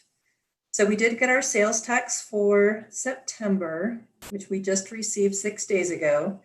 As you will notice, it is lower than what it was in 2019, and it's also lower than it was the prior month. We were expecting this month to be about a 50% reduction. So we did not hit that. We were at about 26% from the prior year. So it turned out better than expected, but it's still lower than we would like to see it. For our projections through the end of the year, we are still projecting a 25% reduction in October and a 25% reduction in December, with a 10% reduction in November. So we are still looking at reduced sales tax coming in through the end of the year. With this projection, though, we are only looking at missing our budget number by 1%, which is pretty spectacular, I think. For the Parks and Recreation, we're looking at a little bit bigger gouge. The general fund gets supplemented with sales tax from marijuana sales. So the Parks Department does not get that. So they are still looking at a 13% reduction, which is better than that number has been a little bit higher in previous reporting. It's been around 16%. So it's looking better, but we're still looking at reduced revenues for both of those items. We also were looking at, actually it was great, the audit committee came back and gave me some things they wanted to look at a little bit harder as far as variances to budget. So we did take a look at some of those items. Just to let you guys know, there are some items which are over budget on line items. However, the funds themselves are still doing very well. So our revenues are still exceeding our expenditures for all of the funds at this time. We are not using any reserves to carry our expenses forward. So that's what I have for a finance update. Did you all have any questions on the information provided? Any questions? Mayor Pro Tem Browning. I noticed there was some discussion in there of an adjustment of $9,000 and some odd dollars because of some amended tax returns that were reflected earlier in the year, and it'll change the results. It wasn't as much as we had last year, but I think it's real helpful if you continue to do what we did in 2019, is correct that information to the actual sales month, so that we can, it's easier to track the trends that way than if we show an erroneous number that was reported back in May and continue to carry that forward with an asterisk. Once we get that information, I think we ought to do like we did last year, and that way it's really easier to track the year to year and during the year progression kind of. And secondly, I'm not suggesting change it, but the 25% reduction for October, be interesting to see if that hits or not, because during a lot of October, roads were closed in and out of town, and people were evacuated or almost evacuated for fire reasons. And you would expect that to be a big hit on our sales tax revenues during that month, but who knows whether it's 25%, 35%, maybe it'll be 10%, but that's just something we need to look at very carefully, because that's I'm glad you've got a conservative, what I think is a conservative 25% reduction in there, because I think we'll see, my guess is we'll see at least that much. Just a couple of comments. Okay, great, thank you. Any further questions? Seeing none. Any further comments, Finance Director Johnson? Okay, thank you all. Thank you.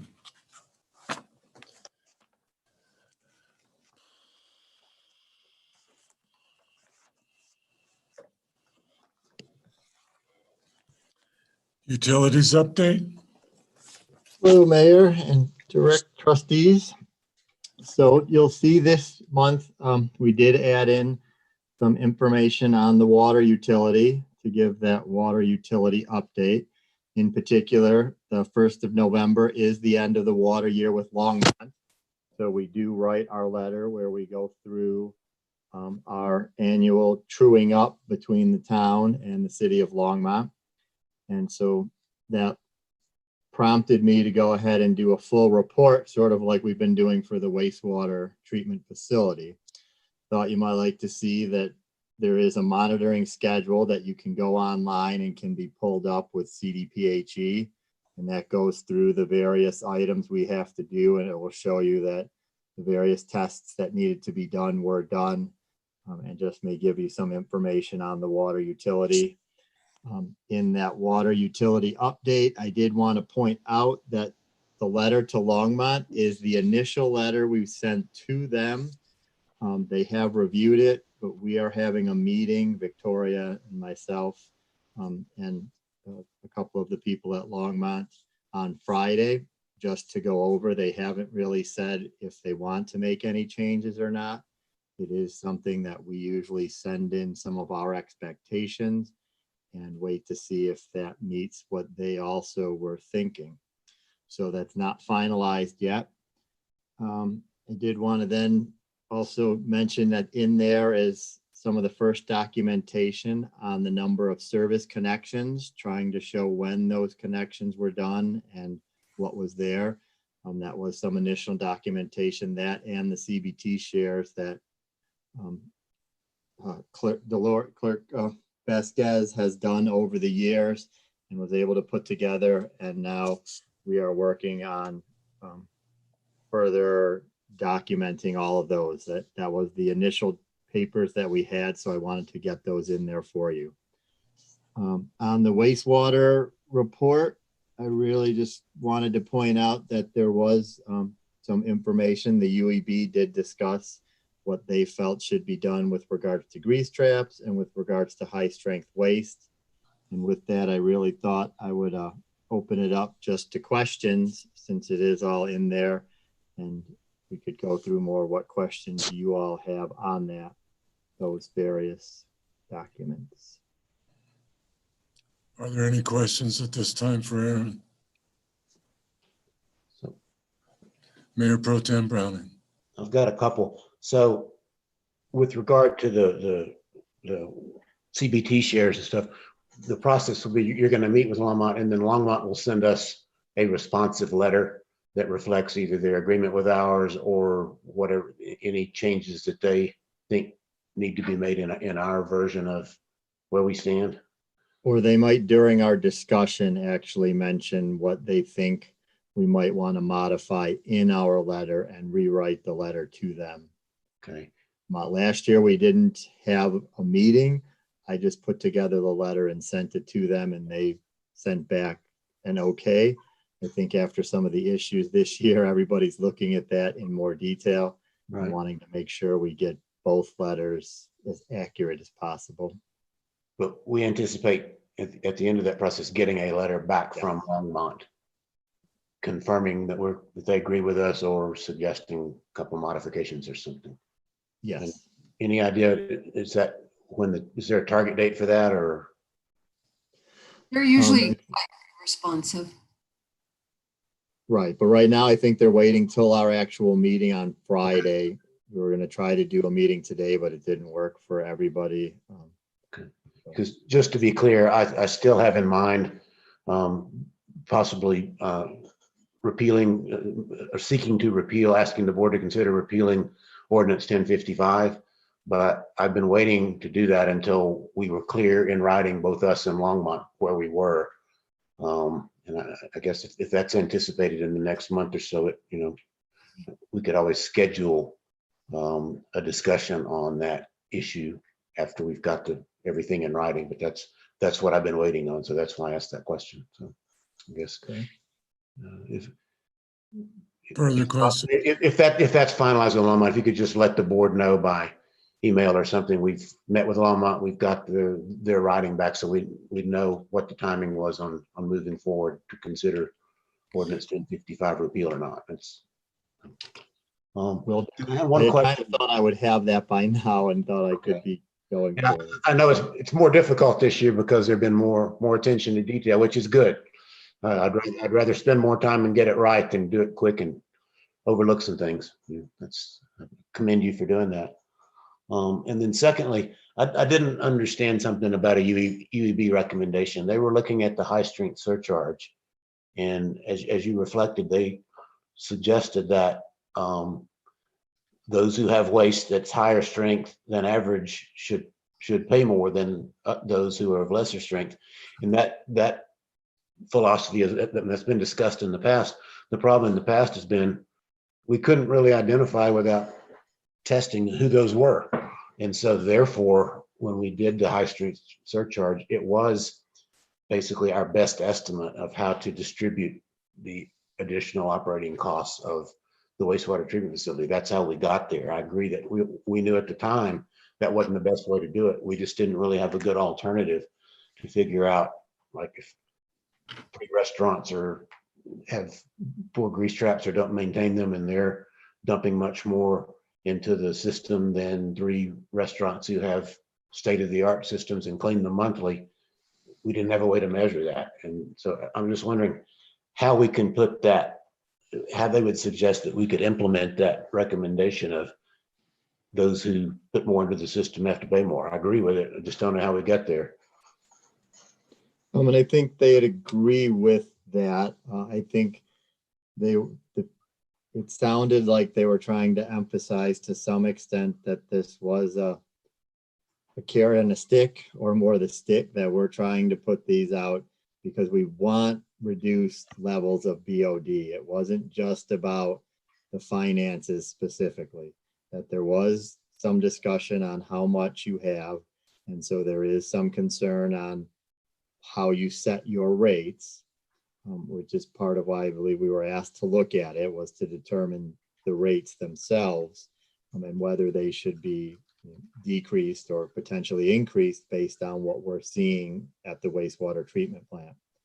And that particular discussion sounded like it was referring to, well, there may be some need to look at actual costs, but we are also really trying to just make sure it is understood that users in industries that are heavier should be paying more. And it doesn't have to specifically be the costs. The goal is to reduce the high strength waste, and the preference would be to show that you're not doing that and to get the sampling ports installed and to start actually doing things to show that you are not having the high strength waste. I think there may still be some more discussion on that. That was the end of one meeting and then taken up at the second meeting. But trying to say that it would be more in-depth to try to review the rates, but that they could start to take that up for 2021. Right now, we just have the 2 high strength businesses that have testing ports, right? Correct. So, yeah, I mean, the concept sounds good, and that's what I wish we could have done that from day one, but it takes, there's this interim step of how you determine who's putting how much in there before you could implement that. So if they've got suggestions on how to get there, maybe, I don't know, maybe financial incentives for restaurants to put in testing ports. I think Estes Park did that at one point, that if you would, they had a bunch of grandfathered in restaurants up there, and they did an incentive program that they would either, they got a grant money or they split the cost of testing ports or something like that. So maybe give those who are in the medium strength category incentives to do this. It would be my suggestion, that incentivize them to do it instead of just penalizing them for not doing it, I guess would be my feedback. Thank you. Welcome. I heard my concerns, Copper, and I see that that we exceeded our allowable limit again in October. How many months this year have we exceeded our limit?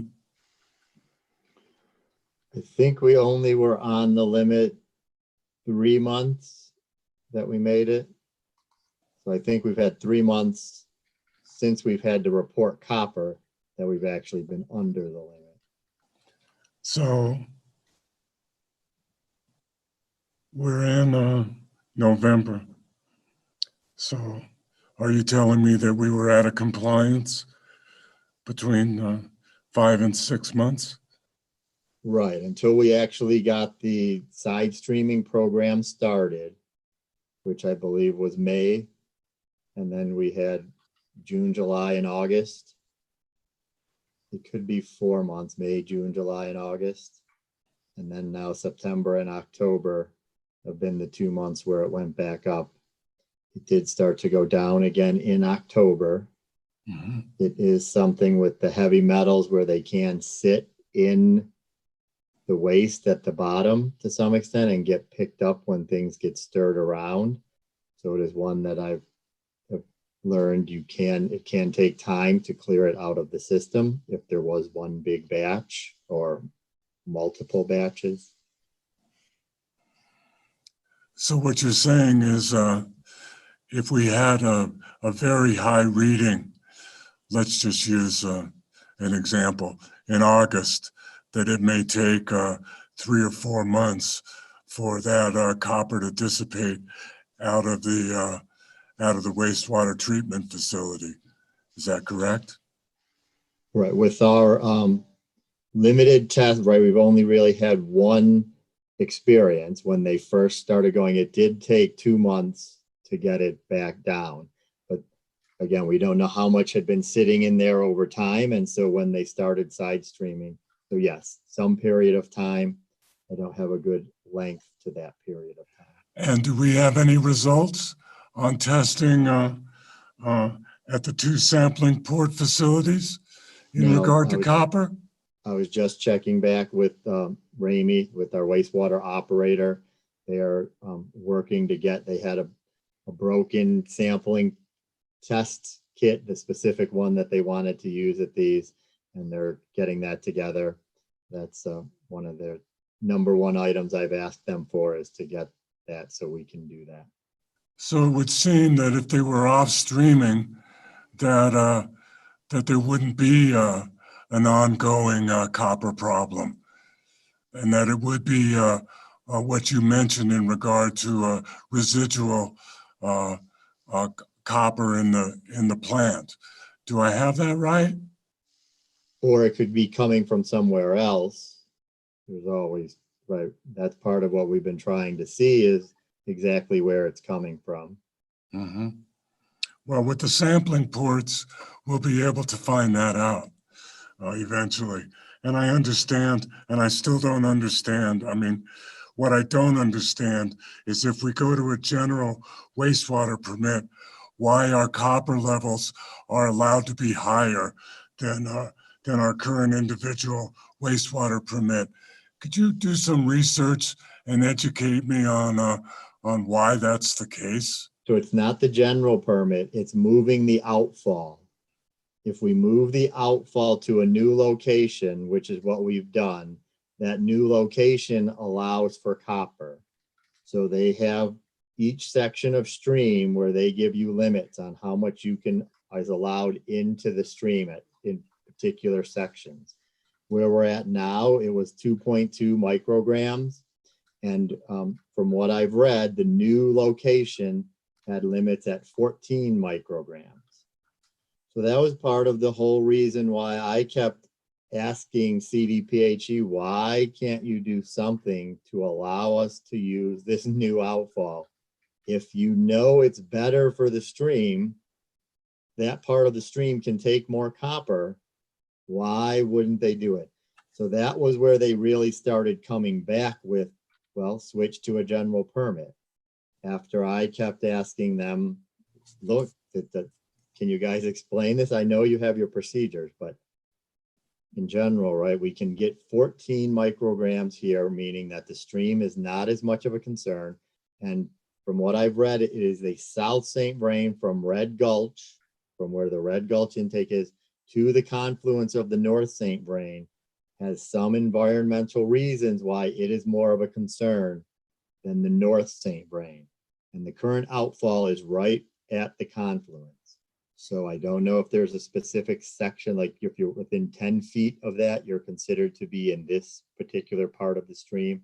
I don't have the specific numbers there, But by moving the outfall down below the Highland ditch, we now move to an area where we could have, where they're saying the stream can tolerate more copper. Is it that the stream can tolerate more copper, or is it that we don't want water that contains copper going into the Highland ditch and into Longmont's water treatment facility? Do you It have any might be the water treatment. That was my first thoughts. And I have not gotten anyone to actually answer it specifically, but the amount of copper allowed in water is 1,000 times higher.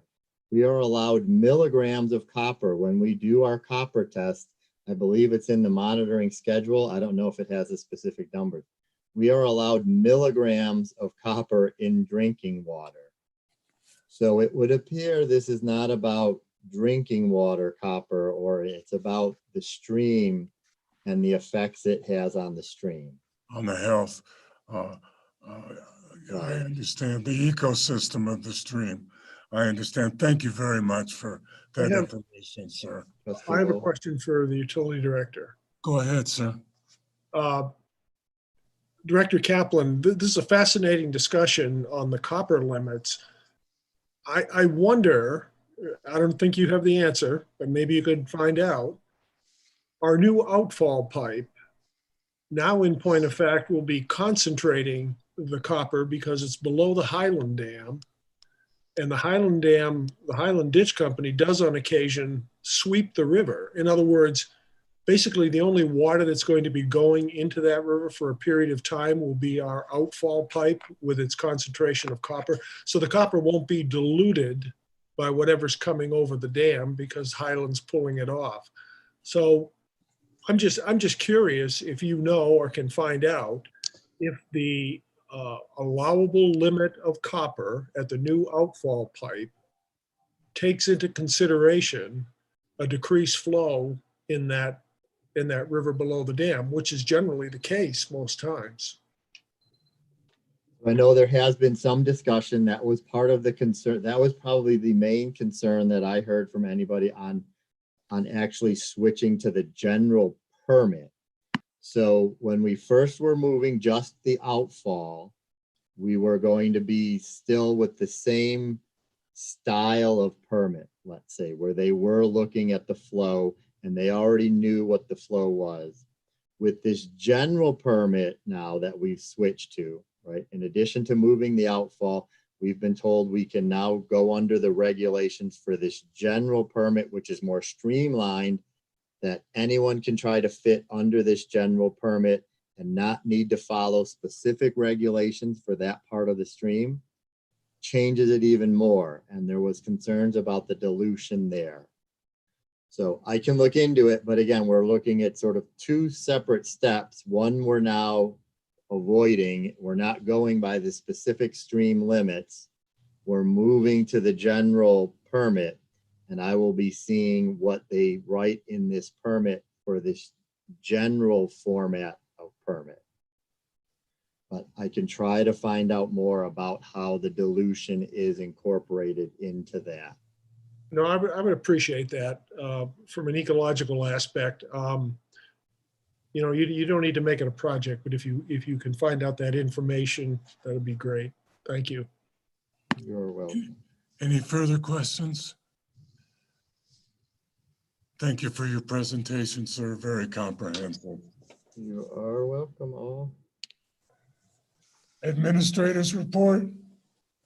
Thank you. We have some good news tonight that our pedestrian bridge at 4th Avenue appears to be fully funded.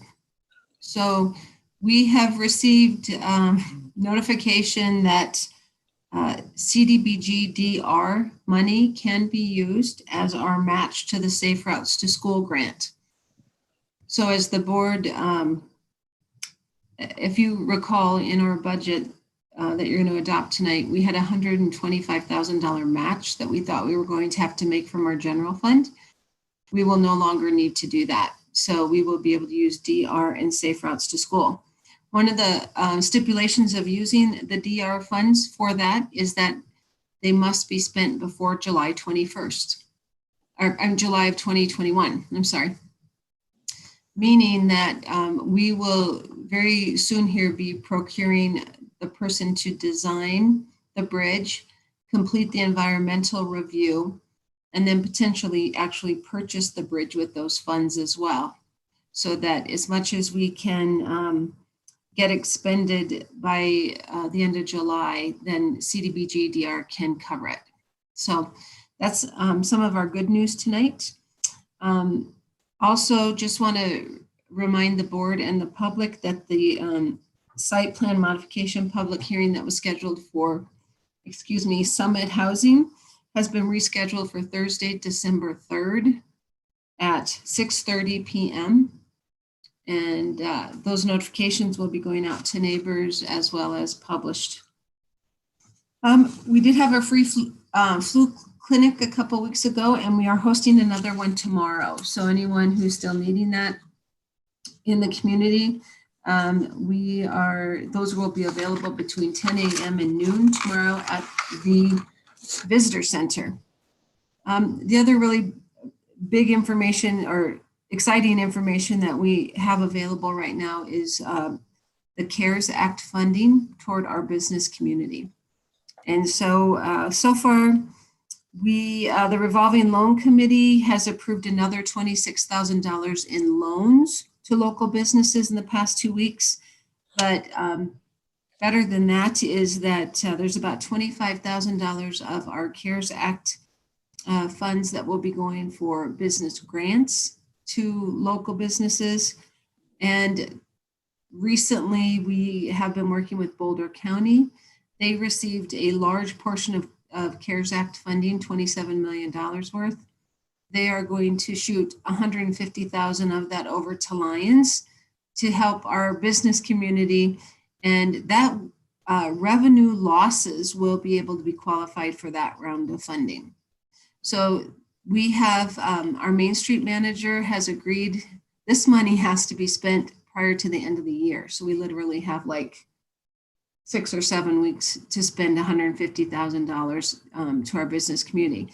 So Brianna has offered to work some extra hours to get out there and really get this advertised to our business community and help them get the applications and the paperwork needed to be able to get additional funds here before the end of the year. We have not heard yet about if there will be another round of stimulus, but at this point, hopefully this will help businesses with another rough month or so this winter. I think that's all I really have. The rest of our recreation updates and arts and humanities and community development, as you can see in your report, community development interest is really significant right now in town. And we've been meeting with lots of developers and property owners to vet some of the ideas they have in mind and determine how to move those forward. So any questions for my report that I did not touch upon? Any questions for Administrator Simonson? Trustee Gavin. Thank you, Victoria. Question I have is on the PED bridge. Those additional funds, you say cover our total cost of the bridge, but we still have to cover the cost for all the approaches, all the pathways for the Bone Park to that bridge, or is that including all that too? It'll be both. So what we'll do is the CDBG DR funds will go for the actual bridge and some of the approaches. The Safe Routes to School will do the sidewalks and the painting and those sorts of amenities. So they'll just be split a little differently than we originally had submitted those in the grant. Great, thank you. Mm-hmm. Any further questions?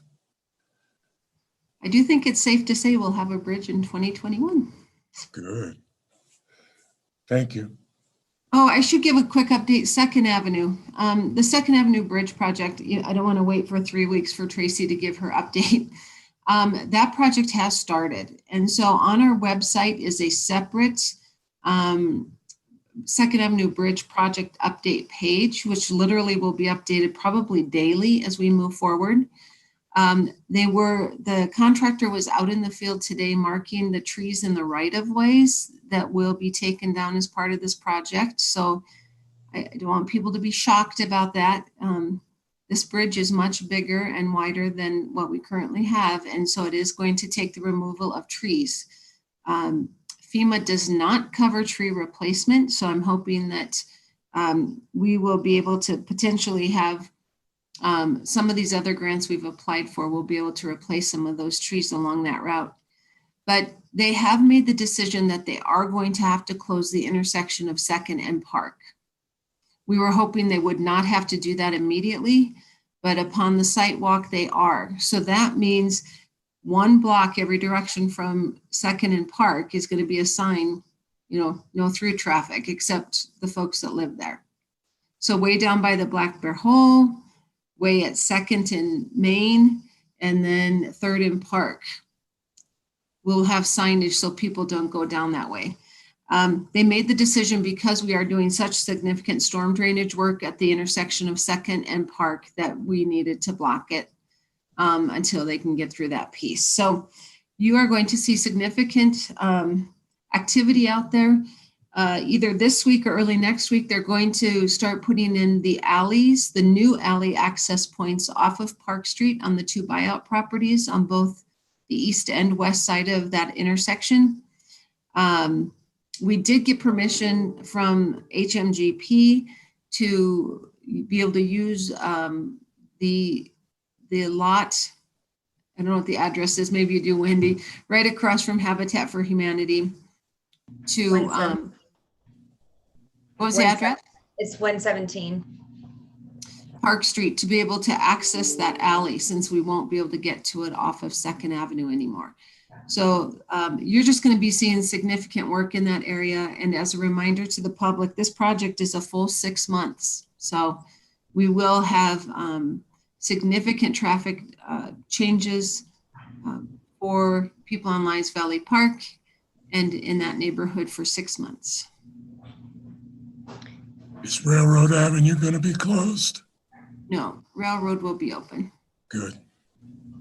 I just wanted to throw something in there to just FYI, that light, the street light at 117 Park Street is out.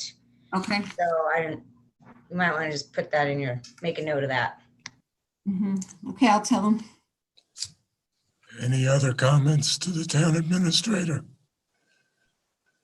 Seeing none, Counselor, legal update on behalf of Attorney Dibman, and I certainly hope that his surgery went well, sir. Please give him our regards. Thank you. I'll do that. He did send an email out this afternoon that he was out of surgery, and as best as he knew, it went well. So that's good. I'm going to give kind of a high level update on some of the cases I'm working on. Since we don't have an executive session today, I'll probably keep it very minimal, but the wastewater treatment facility matter, we got a bunch of data from Ramey Environmental. It was very helpful so that we are being able to, with our engineers and with the engineers from Honeywell, look at compliance with the contract parameters. We also, I want to thank Mr. Kaplan for, he actually helped us get some data too. So all of that now is being digested, and I think we'll be in a position to go the next step probably early next year now that that information is being digested. So we are making some good progress there.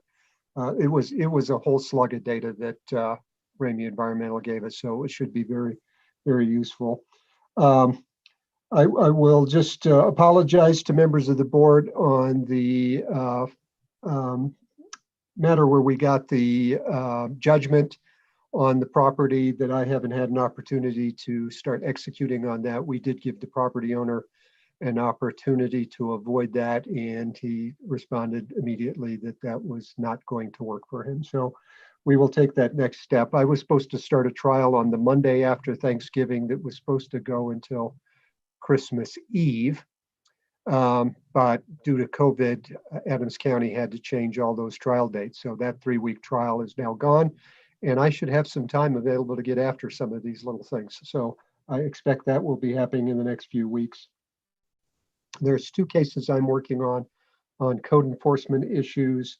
A letter went out to opposing counsel on one of those for some more information and responding to some ideas that they had with respect to how that should proceed. And that court appearance will be back in municipal court on December 17th. So hopefully we'll make some progress in the next 5 weeks and find a resolution with that one. And I will be in court for another code enforcement matter on Thursday of this week. Part of that case has been resolved there's a property owner and a tenant. The property owner issue has been resolved, and now we've got to work out some things with the tenant. So we're hoping to make some progress on those. I think that's all I've got going for the town. Any questions for Councilor? Seeing none, thank you, Councilor. You're welcome. Madam Clerk, could you please read number 1 under item 9 on the agenda into the record? Yes, this is the second reading of public hearing on Ordinance 1088, an ordinance of the Town of Lyons, Colorado, repealing and replacing Chapter 8, Articles 2, and Chapter 11, Article 1, Section 60, and creating a new Chapter 8, Article 4 of the Lyons Municipal Code concerning vehicle impoundment, parking, and abandoned vehicle and property enforcement. Staff? Mr. Godek, did Attorney Dittman ask you to present this item? Really, but I probably can pick it up. Apparently there's been some, and then I'll let Victoria correct me. There apparently has been some discussion about making some substantial changes to this ordinance as it was introduced on first reading. And then rather than trying to make changes on the fly during the meeting, the recommendation would be that we vote tonight to not approve 1088 on second reading and then bring this back after we've had an opportunity to make some substantial changes to the language that was in the first reading. And I would assume, Counselor, that since it's been noticed as a public hearing, that we should open the public hearing. And if there are no comments, or if there are comments, enter them into the record and then vote on the ordinance. I think that's wise. And if the public comments give us some guidance on things to incorporate into the other draft, that might be useful too. Thank you. Thank you. I'll open the public hearing on ordinance 1088. Is there anyone in the public that wishes to address the Board of Trustees at this time? Seeing none, I'll close the public hearing. Are there any comments by the Board of Trustees?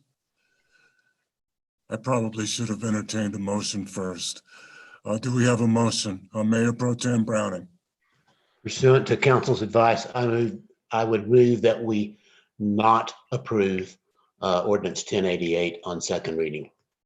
I'll second that. We have a motion and a second as stated by Trustee Browning. A yes vote will be to not approve ordinance 1088. Any further comments? Seeing none, I'll call for the vote, Madam Clerk. Mayor Angelo, Aye. Mayor Pro Tem Browning,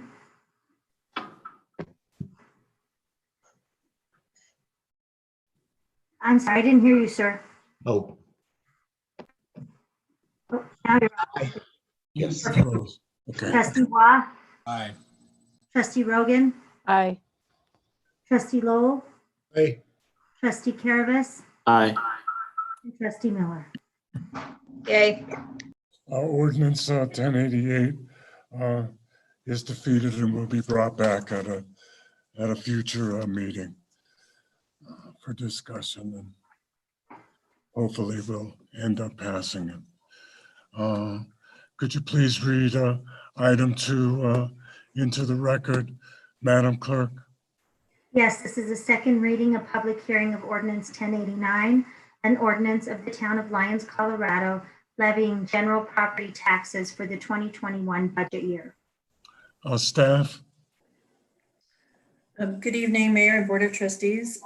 This ordinance has not really changed since the first reading. We are still anticipating revenues from property tax in order to balance our budget of $767,842. This is a mill levy of 17.762. It gives the taxpayers in Lyons a temporary tax credit of 1.76 mills to make our total voter approved mills of 19.22. I do request that the board approves the mill levy. Thank you. This is a public hearing. Yes, sir. We'll open the public hearing on Ordinance 1089. Is there anybody in the public that wishes to address the Board of Trustees in regard to this issue at this time? Seeing none, I'll close the public hearing and entertain a motion.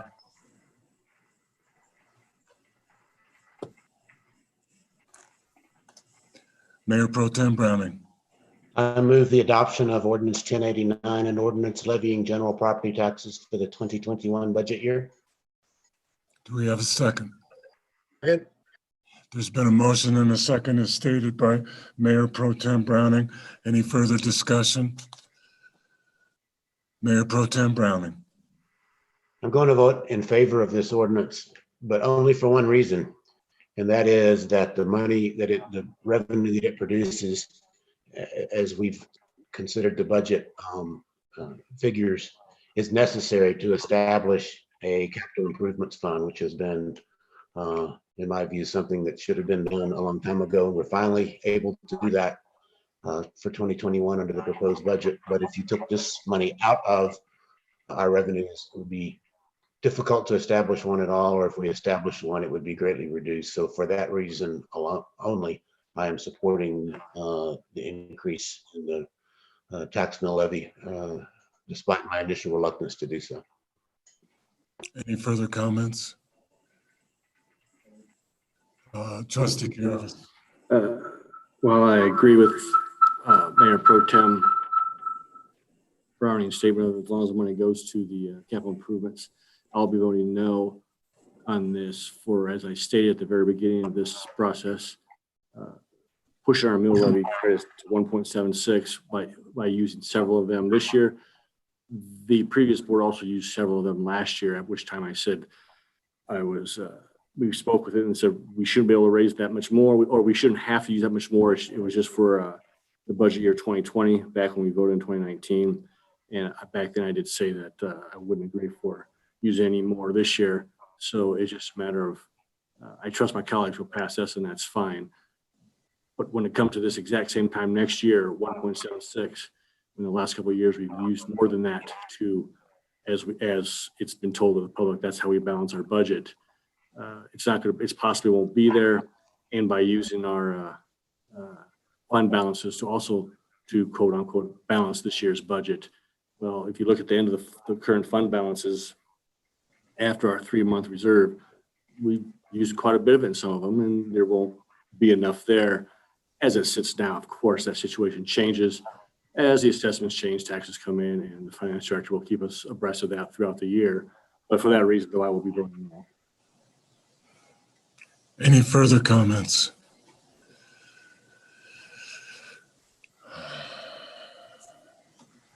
Seeing none, I'll call for the vote.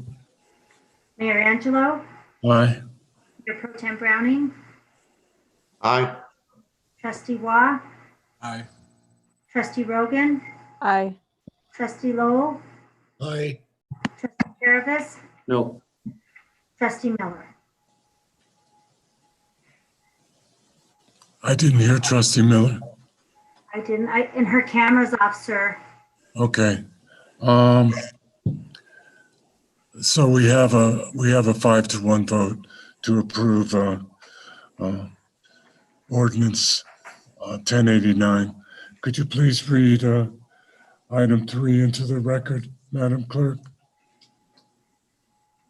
Yes, item 3 is a second reading of public hearing of ordinance 1090, an ordinance of the town of Lyons, Colorado, approving an amendment to a contract to buy and sell real estate with Lyons Ute Highway LLC for Lot 1 of the railroad subdivision. I know it's been discussed, but could we have a staff review of this, please? Sure. I think Mr. Tamburello is on the line. And thank you, Mayor Angelo and trustees. The town has been working with Mr. Tamburello and Highway LLC for many years and has in February of 2020 entered into a purchase and sale contract for the former Longmont Water Treatment Plant. That contract in clause 30.9 required the submittal of a PUD within 1 year or 12 months of the execution of that contract, or the town would receive a $100,000 penalty. Mr. Tamburello submitted a request for an extension of that deadline due to several unforeseen issues, including the COVID pandemic. And his original request was for 17 months. The current ordinance 1090 that you have before you has a 12-month extension for a total of 24 months from the signature of that contract. Staff recommends that the board approve 1090, permitting that 12-month extension for a total of 24 months. That's my report. This is a public hearing also. So I'll open the public hearing on ordinance 1090. Is there anybody in the public that wishes to address the Board of Trustees at this time?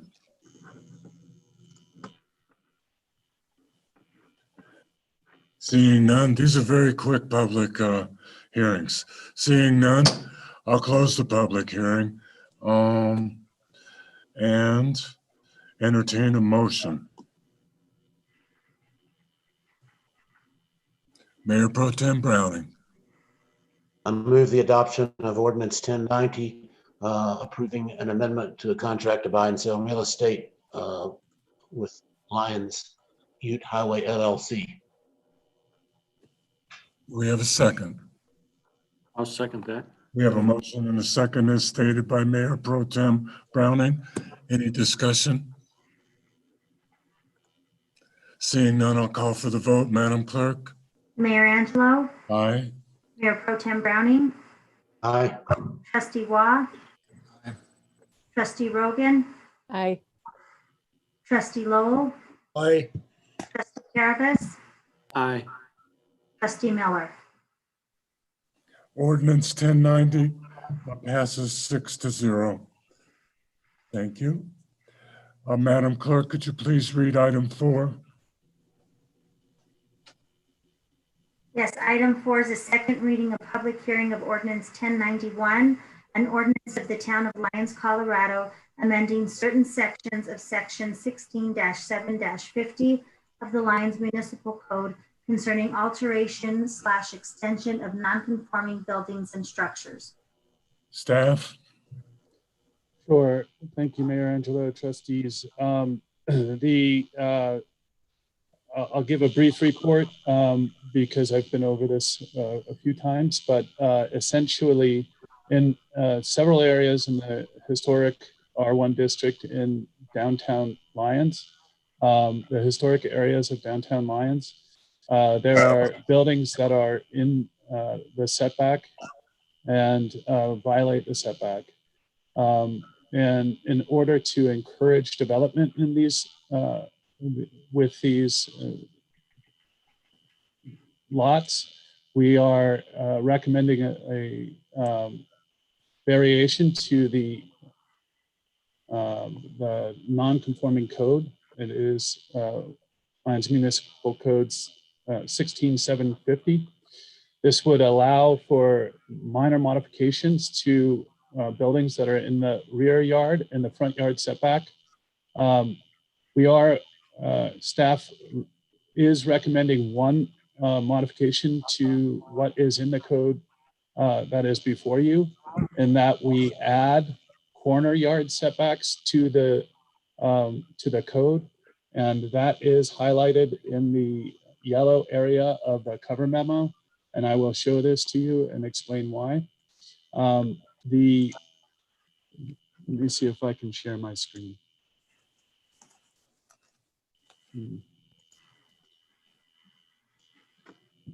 So can you see I don't know if it's very big, kind of a block layout with some yellow parcels? No, sir, it's black. Yeah.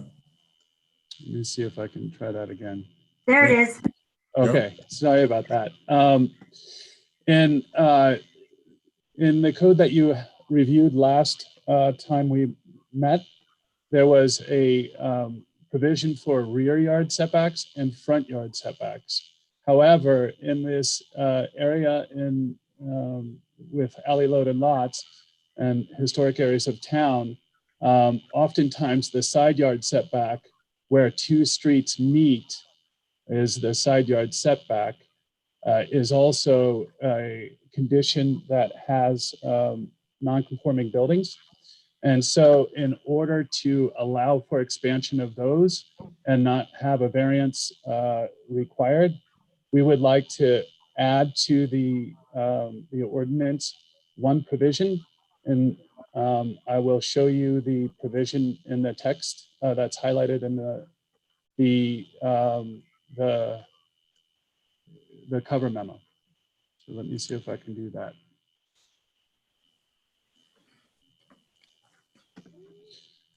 So can you see this highlighted section here? Yes. So what we would like to do is in the code that you have before you, add this bold statement that says corner yard in between front yard and rear yard. So that it accommodates those buildings that are on a corner with two streets, and then allows those structures to expand in a minor fashion as well. In the proposed motion, we recommend moving to adopt 1090 with the inclusion of the corner yard setback as recommended in this report. Okay. And with that, I'll take questions. Okay. That would, I imagine, necessitate an amendment per your recommendation. Is there a trustee that would be willing to move to amend ordinance 1091 to reflect staff's recommendation? Mayor, I would, but I think first we need to get a motion on the table for the whole ordinance and we can offer an amendment. Okay. It is a public, excuse me. It is a public. Yeah, there's a public hearing too, you're right. Yeah, it's another public hearing. So I'll open the public hearing for any comments at this time that the public may wish to bring forward to the Board of Trustees. Are there any? If there are not any, I'll close the public hearing and entertain a motion on ordinance 1091. Mayor Pro Tem Browning. I move to approve ordinance 1091 to amend certain sections of section 161750 of the municipal code concerning alteration or extension of non-conforming buildings and structures. Do we have a second? I'll second. We have a motion and a second for approval of ordinance 1091. Do we vote on it first and then amend it? Go ahead. Yes. Okay. I would offer an amendment to this ordinance in section 2, B, to add the words corner yard. I guess the way it's actually drafted here, it says with respect to front, corner, and rear yard setbacks. So I guess my amendment would be to add the word corner to the third line of sections of the second paragraph of section 161750B. So it would read with respect to front, corner, and rear yard setback requirements. And it's simply adding the word corner. Do we have a second on that amendment? I'll second that. We have a motion and a second on the amendment to 1091 as stated by Mayor Pro Tem Browning. Any further discussion? If not, we'll vote on the amendment. Madam Clerk. Mayor Angelo, Aye. Mayor Pro Tem Browning. You're on mute, sir. Aye. Trustee Waugh, Aye.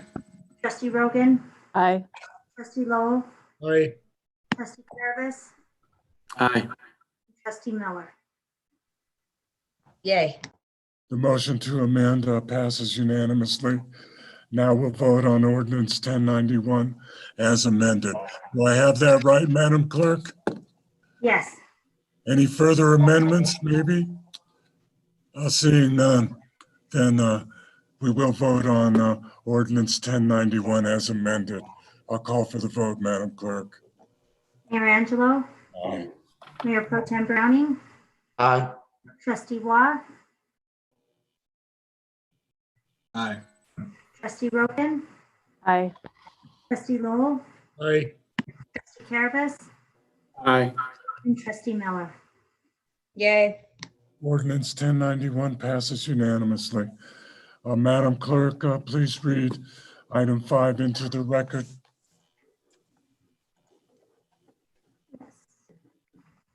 Item 5 is a public hearing on resolution 2020-174, a resolution of the town of Lyons, Colorado, summarizing revenues and expenditures for each fund and adopting a budget for the town of Lyons, Colorado for the calendar year 2021. Staff? Good evening again, Mayor and Board of Trustees. Back in October of 2020, the board received the original draft budget from staff. Since then, we've had a workshop with the board where they could discuss with the department heads how we came up with that budget. We've also had a general business item which has discussed further changes and amendments to the budget. At this point, since the budget was originally introduced, we have made the following changes. At the time that we did the original budget, we did not have the assessments from the Boulder County assessor. They were delayed due to COVID until after the budget had already been presented to the board as a draft. Since then, we have received the first, they send us two. They usually send us one in August and one in November. So we've now received that first one, which did adjust the values of the property, which adjusted our mill levy and our revenues for property tax. So the property taxes are currently in the budget at the $767,842.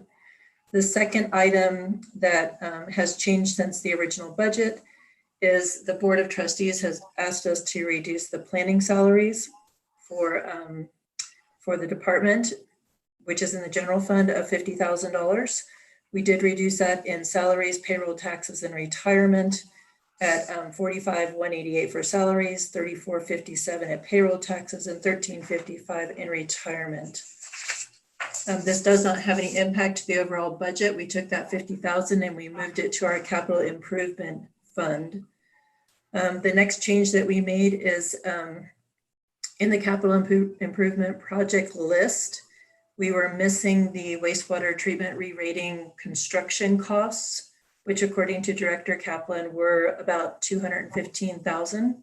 So we did add that into the budget for the water, wastewater capital projects. And then finally, what we did is we also increased our Parks and Recreation Fund maintenance and supplies line item to include the 6 water rescue stations at $833 apiece for a total of $5,000 in addition to what we had originally put in there. And finally, we set up the capital projects fund.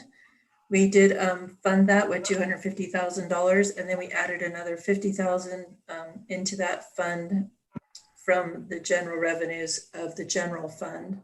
We did also increase the expenditures for that fund by the $50,000.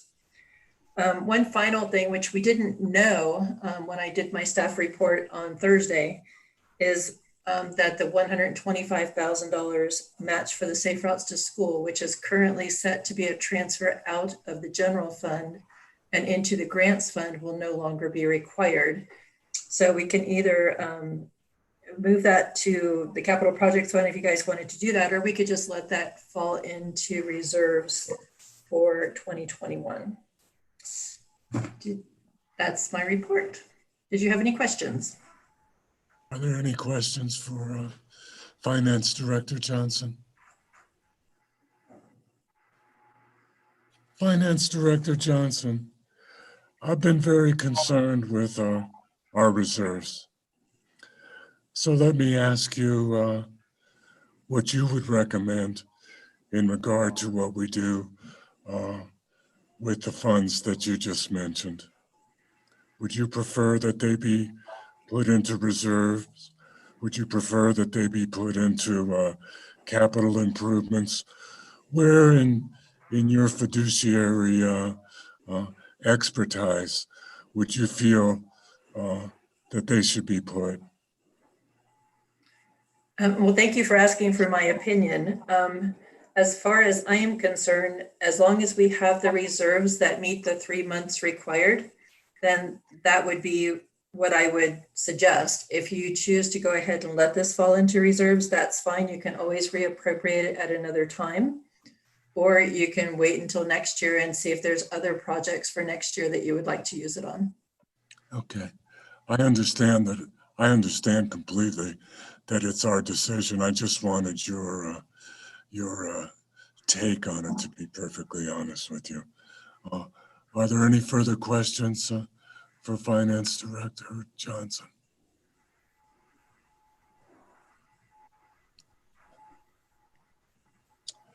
So, let me see, let's see. This is also a public hearing.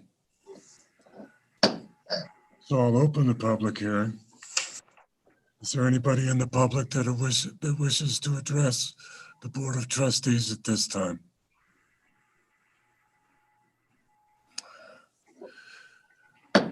Seeing none, I'll close the public hearing and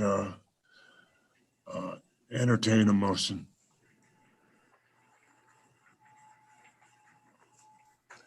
Mayor Pro Tem Browning. Move adoption of resolution 2020-174, summarizing revenues and expenditures for each fund and adopting a budget for the town of Lyons for the calendar year 2021.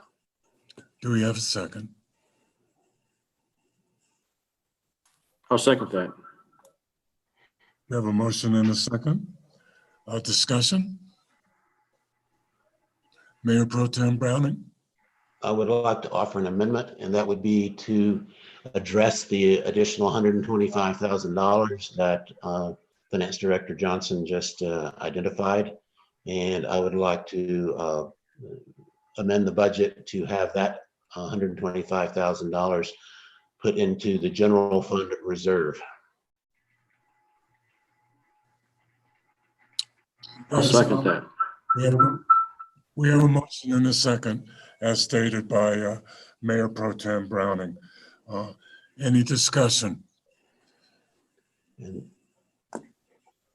Seeing none, I'll call for the Mayor vote. Pro Tem Browning has his hand raised, sir. Oh, excuse me. Go ahead. The reason I suggest that is somewhat what you just alluded to, that if we put it in the general fund reserve, we have more flexibility with it than we would if we put it into the capital projects fund. If during the year at some point a capital project runs over budget or a new one's identified that's a critical need, we can always move it out of the general fund reserve and use it for that purpose.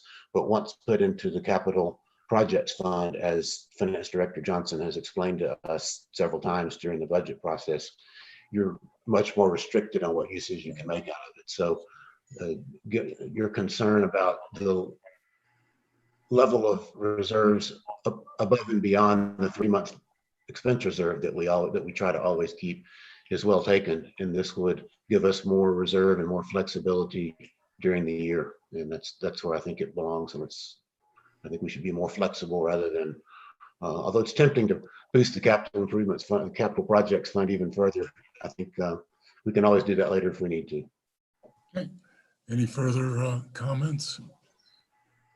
Trustee Rogan, sir, has her hand up. Excuse me, Trustee Rogan, it's camouflaged in your Sorry. don't be sorry. Painting of my my former dog. No, in your wood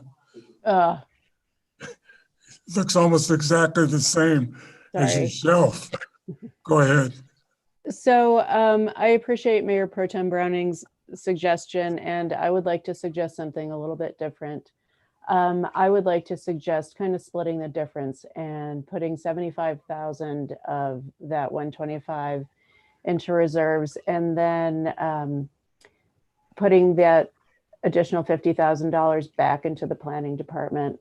I think that not fully funding planning at the level that it's been is a mistake for the town in the long term. And I think any money that we would spend on a contract planner over the next year would be well over $50,000. Considering everything that's in motion right now, with the developments that are in motion, with the comp plan, and all of the other duties that that department covers, I think it's unwise to cut the budget at this time, especially if we have this surprise $125,000. The motion on the table that's been made and seconded is to put the 125,000 into reserve. So your point is well taken, but since there's been a motion and a second, I believe that needs to be voted on. Am I correct, Madam Administrator? Council? Yes, that's my understanding. Yes.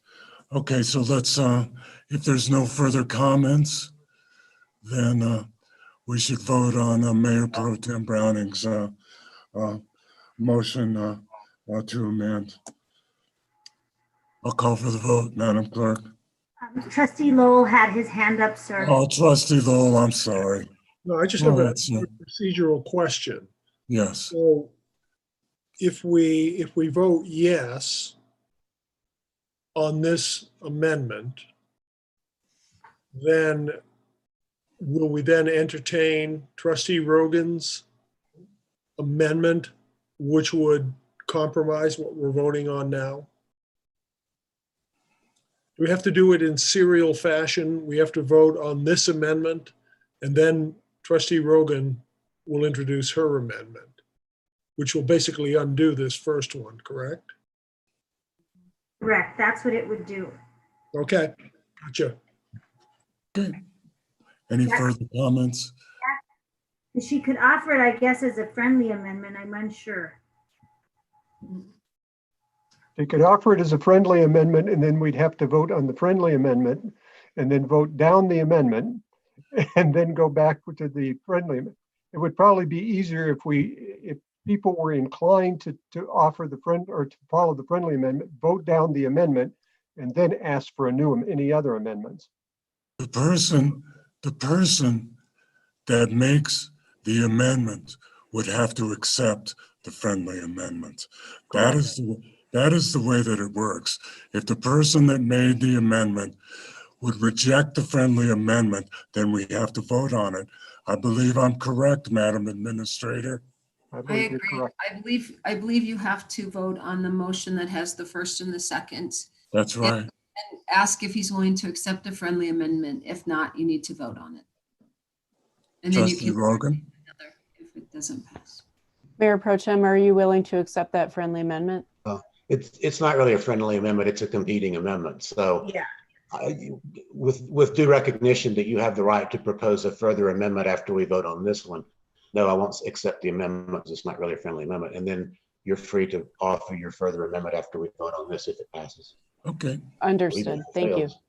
Anything So else? Trustee Lowell, just so you know, if you vote on this, if you vote yes on this, then it's going into the fund reserve. If you vote no, then you potentially could vote on Holly's amendment when she makes it. Thank you. Any other comments? If not, I'll call for the vote, Madam Clerk. Mayor Angelo, Aye. Mayor Pro Tem Browning, Aye. Trustee Waugh, Aye. Trustee Rogan, No. Trustee Lowell, No. Trustee Carabas, Aye.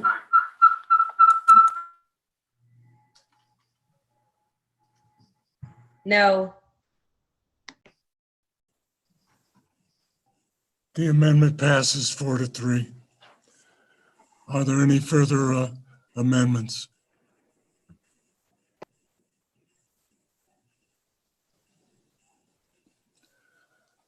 Seeing no further amendments, we'll vote on Resolution 2020-174 as amended. Any discussion? Seeing none, I'll call for the vote. Mayor Angelo, Aye.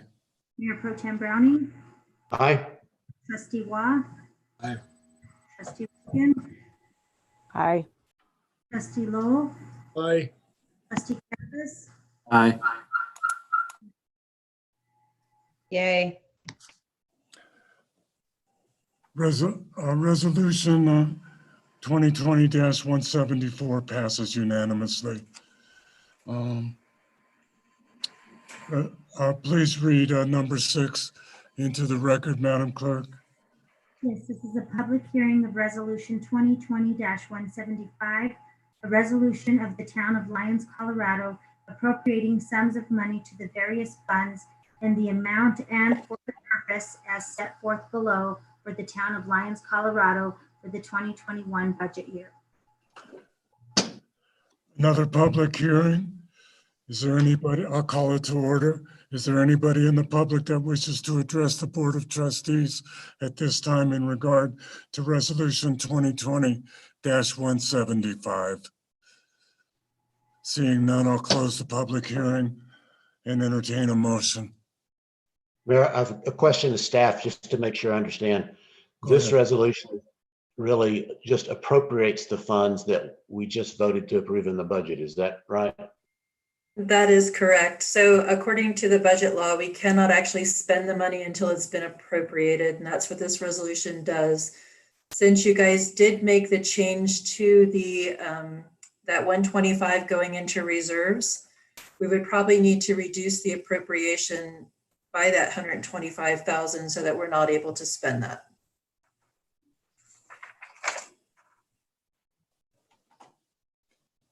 Any other questions? Does that need to be done in the form of an amendment?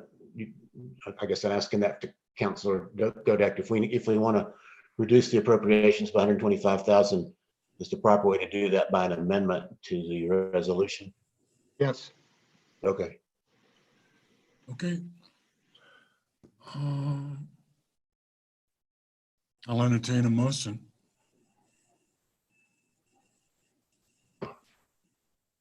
I first move the adoption of Resolution 2020-175, appropriating sums of money to various funds in the amount and for the purpose set forth for the town of Lyons for the 2021 budget year. Do we have a second? I'll second that. We have a motion and a second for approval of 2020-175. Do I ask for amendments now? I'm confused. Mayor Pro Tem Browning, Yeah, I move to amend the resolution to decrease the appropriations by $125,000 to reflect the previous decision to add $125,000 to the general fund reserve amount. and do we have a second to the amendment? I'll second that.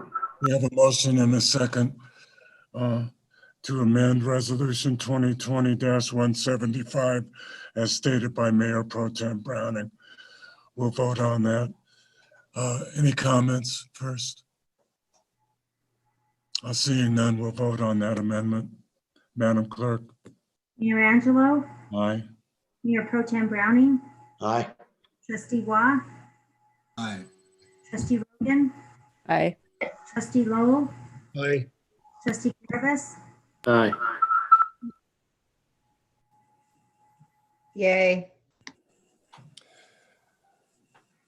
The amendment to Resolution 2020-175 passes unanimously. Are there any further amendments? If not, we'll vote on Resolution 2020-175 as amended. Madam Clerk? Mayor Angelo, Aye. Mayor Pro Tem Browning, Aye. Trustee Waugh, Aye. Trustee Rogan, Aye. Trustee Lowell, Aye. Travis, Aye.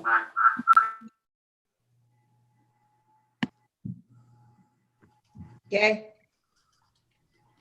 Resolution 2020-175 passes unanimously. Madam Clerk, could you please read the consent agenda into the record? Yes, item 1 is resolution 2020-176, a resolution of the town of Lyons, Colorado, ratifying the First Amendment to the Professional Services Agreement for Lyons High Street Stormwater Materials Testing Project with Kumar and Associates Incorporated. This item has been postponed until the December 7th, 2020 Board of Trustees meeting. Item 2 is resolution 2020-177, a resolution of the town of Lyons, Colorado, designating a town of Lyons primary representative to the Municipal Energy Agency of Nebraska Management Committee, to the Maine Board of Directors, and to the NMPP Members Council, authorizing the primary representative to vote on the town's behalf. Resolution 2020-178, a resolution of the town of Lyons, Colorado, designating a town of Lyons alternate representative to the Municipal Energy Agency of Nebraska Management Committee, to the Maine Board of Directors, and to the NMPP Members Council, generally authorizing the alternate representative to vote on the town's behalf.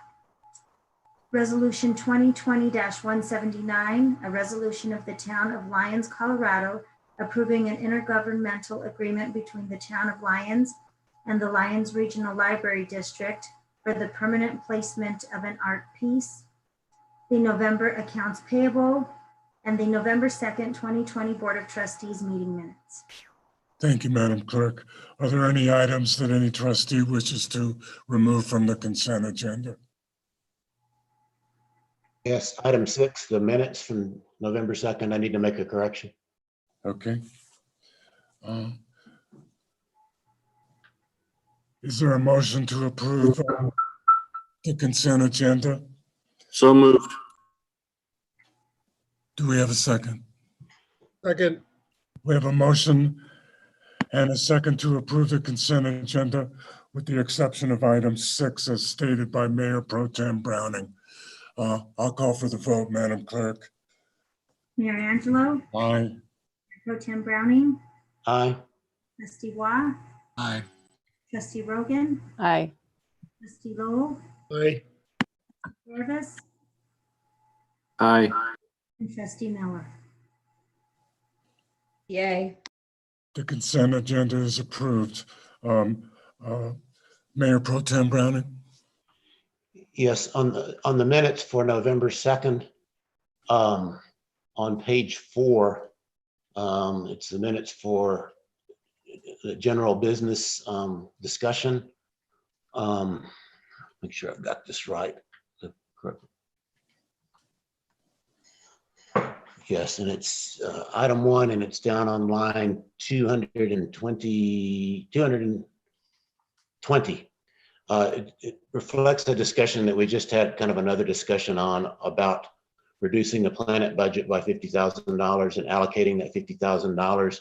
The minutes say to the general fund, and I think what I actually moved to do was move that to the capital projects fund.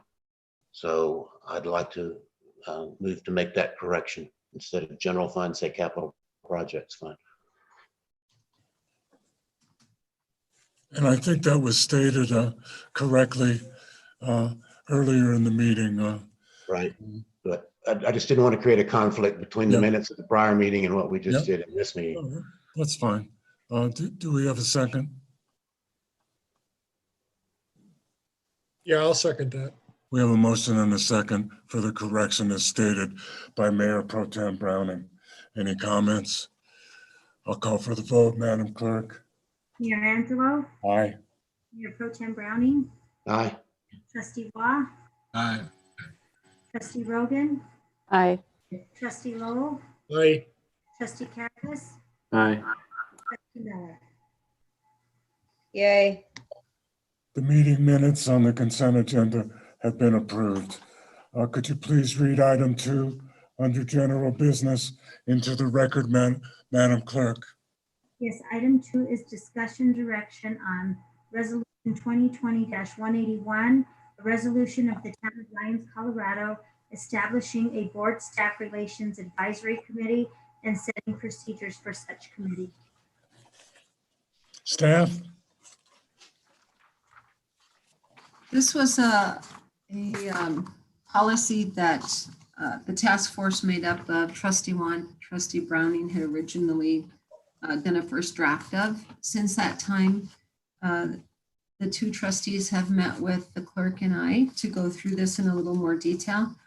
And we've made some amendments to the document. I don't know if you want us to go through those or if you just want to go ahead and assume everyone has read it.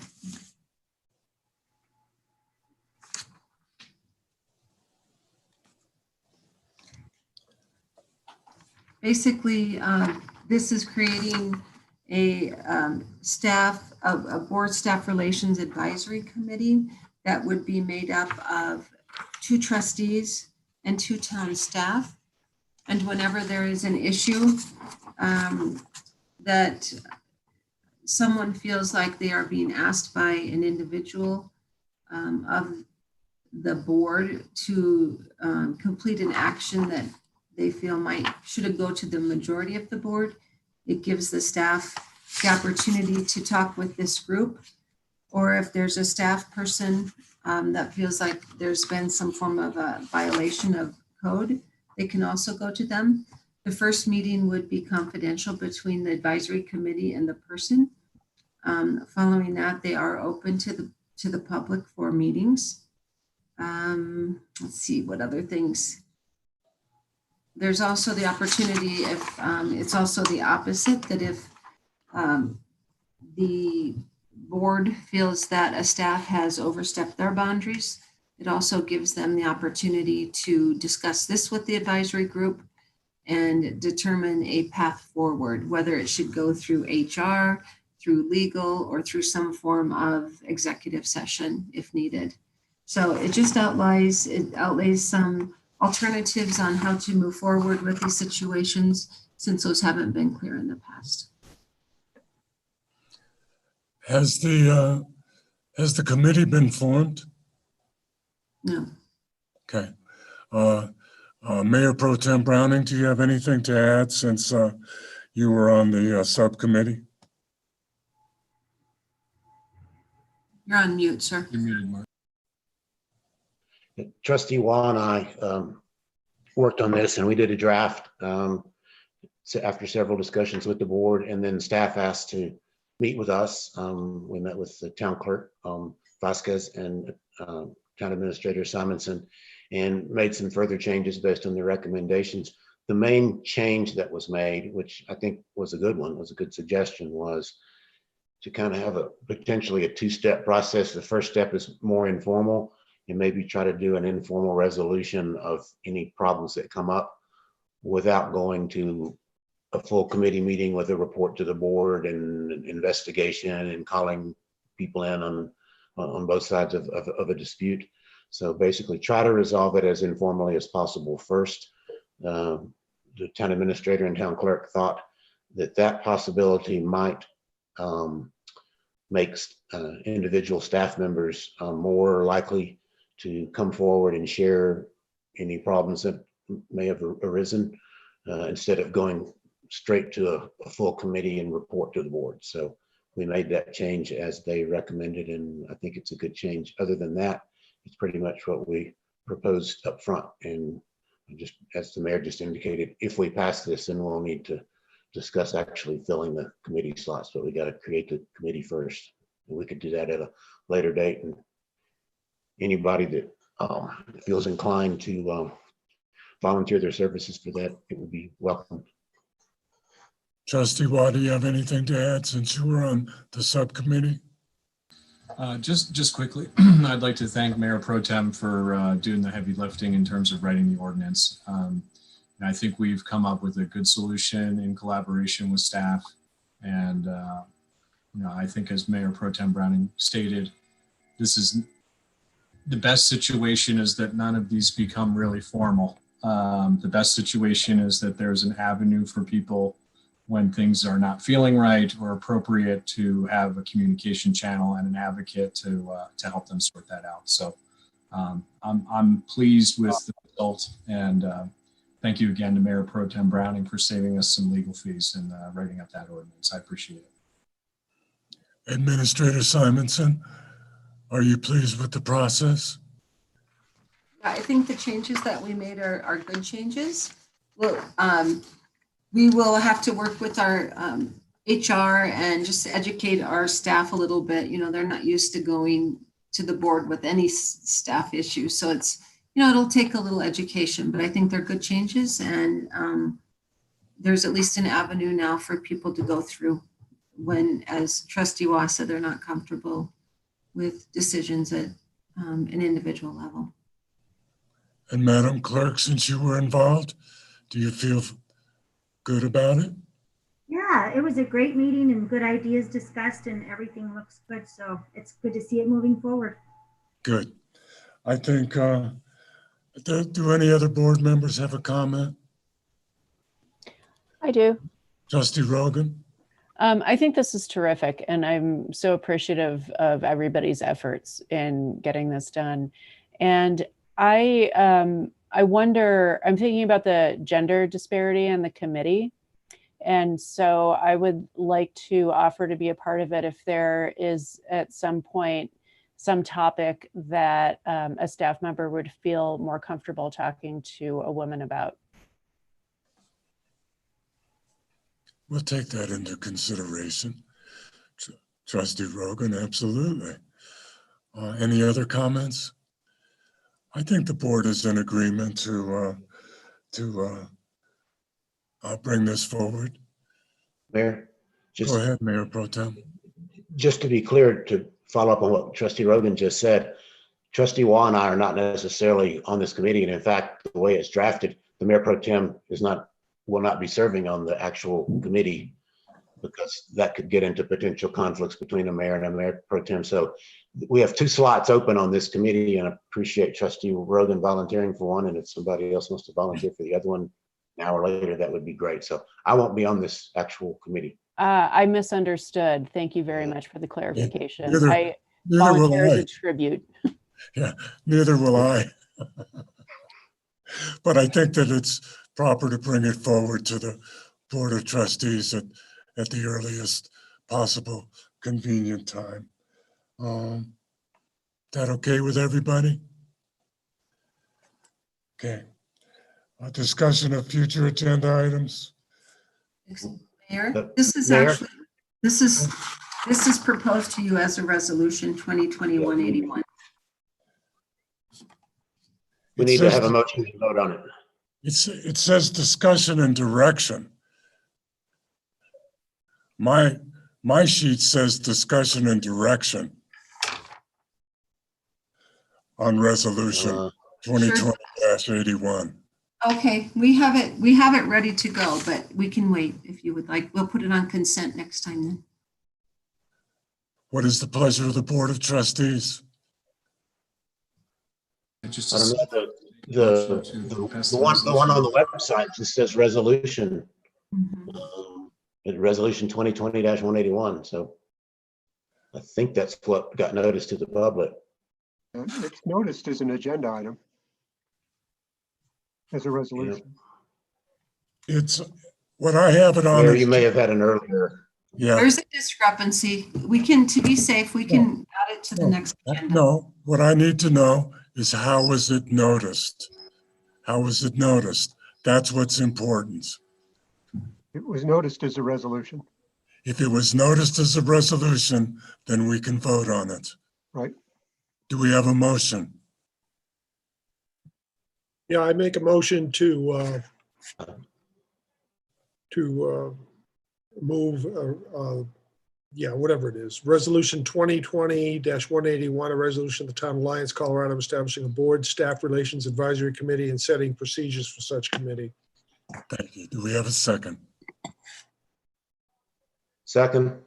We have a motion and a second for approval of resolution 2020-181. Any discussion? Seeing none, I'll call for the vote, Madam Clerk. Mayor Angelo, Aye. Pro Tem Browning, Aye. Trustee Waugh, Aye. Trustee Rogan, Aye. Lowell, Aye. no. Yay. Resolution 2020-181 passes unanimously. Discussion of future agenda items. Any trustees have any suggestions? Mayor Pro Tem Browning. You're muted, sir.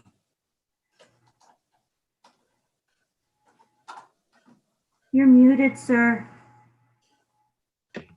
I'm sorry, I keep getting the buttons backwards.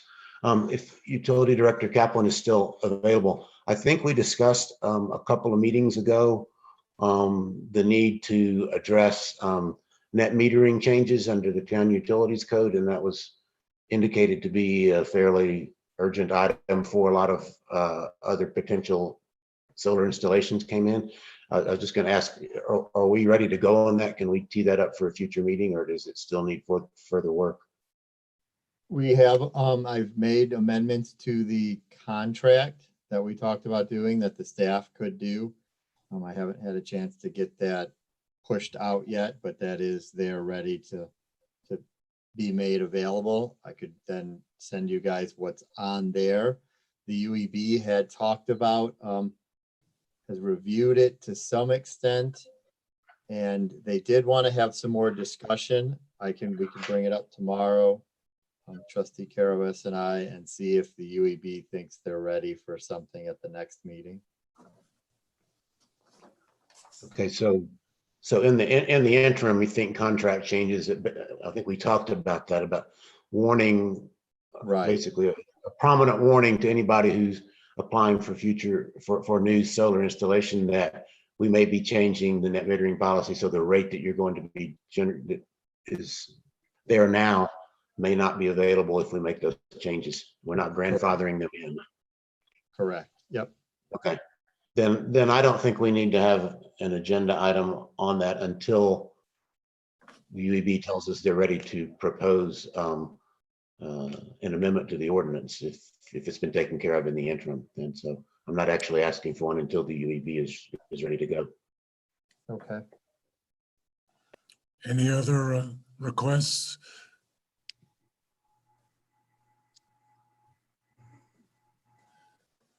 Summary of action items. Victoria, I may have missed a few. I've got that we need to notify the board of the City of Longmont's water letter response. That there was a street light out at 117 Park Street where we'll be having access for the Second Avenue Bridge. I need to update the November 2nd minutes. And that's all I have. Madam Administrator. Do you have anything? To, from the workshop, bring forward the judge's decision under general business regarding the noise ordinance. And change them, change the dates on the emergency declaration resolution. Potentially work with the student advisory committee on vaping at the skate park, see if we can come up with maybe some signage or something that's, because we do not allow any smoking in our parks. So we may need to, we'll do a little work on that one. Bringing back an amendment on the underlying zoning. Wait a minute, bring back, the amendment, just update the resolution, I guess. Correct the return to the actual sales month rather, on the sales tax information, correct the erroneous numbers and put the actual sales tax so that we're not having that major discrepancy each month. And then follow up on the allowable limit of copper below the highland. I know what that means, but I don't know if that's explained well to you. And change the minutes to reflect the line 220. That's what I have. Okay. I'll entertain a motion to adjourn. So moved. This meeting is adjourned. And by the way, ladies and gentlemen, it's 9:30. Nice job, guys. We did okay. Thank you, everybody. Thank you. Get well, get better, Holly.